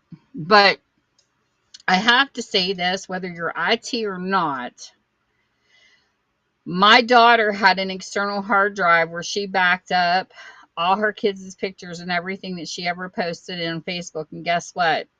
Her external hard drive quit working. So backing up is not enough. If you're going to back up stuff, you better burn it to a disk or something too. And that's even changed. They don't even have floppies anymore. They switched to disks, and you don't even know what the next thing is going to be. Like, I have a cousin that took pictures of a lot of pictures in her past, and they have them saved in like 3 different houses so that they never lose their photos of their kids and stuff growing up. But backing up your stuff on external hard drive is not always a guarantee. She tried everything and took it to professionals to get into it, and they could not open that external hard drive. So she lost all of her pictures. She had to literally go back through her Facebook and find as much as she could. And that's really sad. But nothing's ever guaranteed in life. You know, that's just something that I have learned, but I'm not going to back up over 1,000 videos. I'm just not going to do it. It's too many. Because, you know, it's in the past anyway. I wouldn't repost something that I did 3 years ago. Even if my YouTube channel was lost, I would just start over. If all the videos were gone, I'd have to. Because that's just like when my Instagram got hacked. You know, there's things on there that was linked by ad symbols that I'm not going to repost it. It looks stupid reposting something that happened a few years ago, at least to me. So I just let it go and start and keep moving. But yeah, I want to go in to my YouTube channel anyways. Like I said, I got a lot of cleaning up to do. Like, there's some videos I want to keep, some I want to set to private because they're not really significant. You know what I mean? And then there's some I'll leave. I just want to clean it up because there's so many. I was doing a lot of videos, especially when I started my bookstore. I was doing like videos on books like 5 days a week. And I have people coming in saying to me, oh, I want this book and I want this book. I said, do you not see gone in the front? You know, like they're looking for books I no longer have because they were years ago. So I need to like hide those videos. I'll leave them there. I'll just put them on private because the stuff is no longer there. You know what I mean? Like I just need to clean it up. Once I get it cleaned up, I'll be all right. But anyways, I think that's going to be it for this evening. I want to thank everybody that came and visited me on YouTube. And I want to thank everybody who came in to see what I had on Whatnot.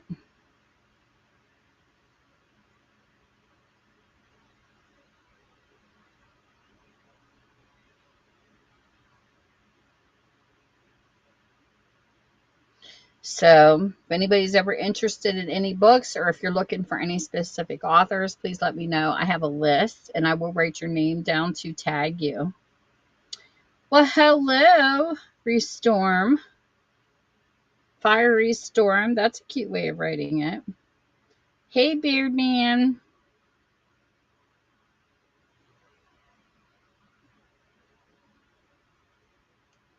Hey, Lady Tag Along. Lady Tag Along, you remind me of popcorn. You pop, pop, pop. And hey, Kitter Cat, welcome back.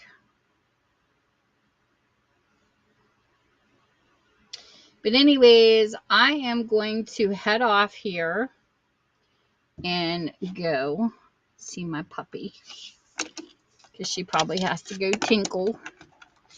And thanks to everybody who popped in and out and who shows interest by checking out my store. And whether I sell anything or not, I still have a lot of fun on both platforms. So I'm good. So I hope everybody has a fun night and sweet dreams. And I'll see you probably next week. Bye. Anybody want to raid? You have 2 people in here.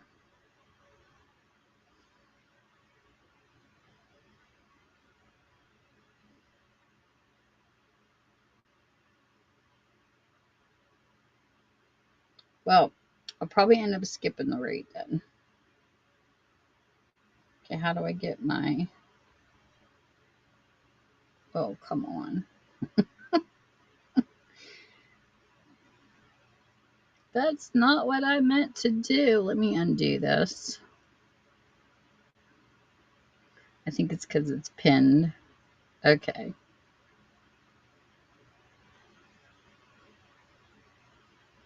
How do I get those up here? Oh, here it is. So I am going to end the show, and I hope everybody has a great evening, and I'll see you soon.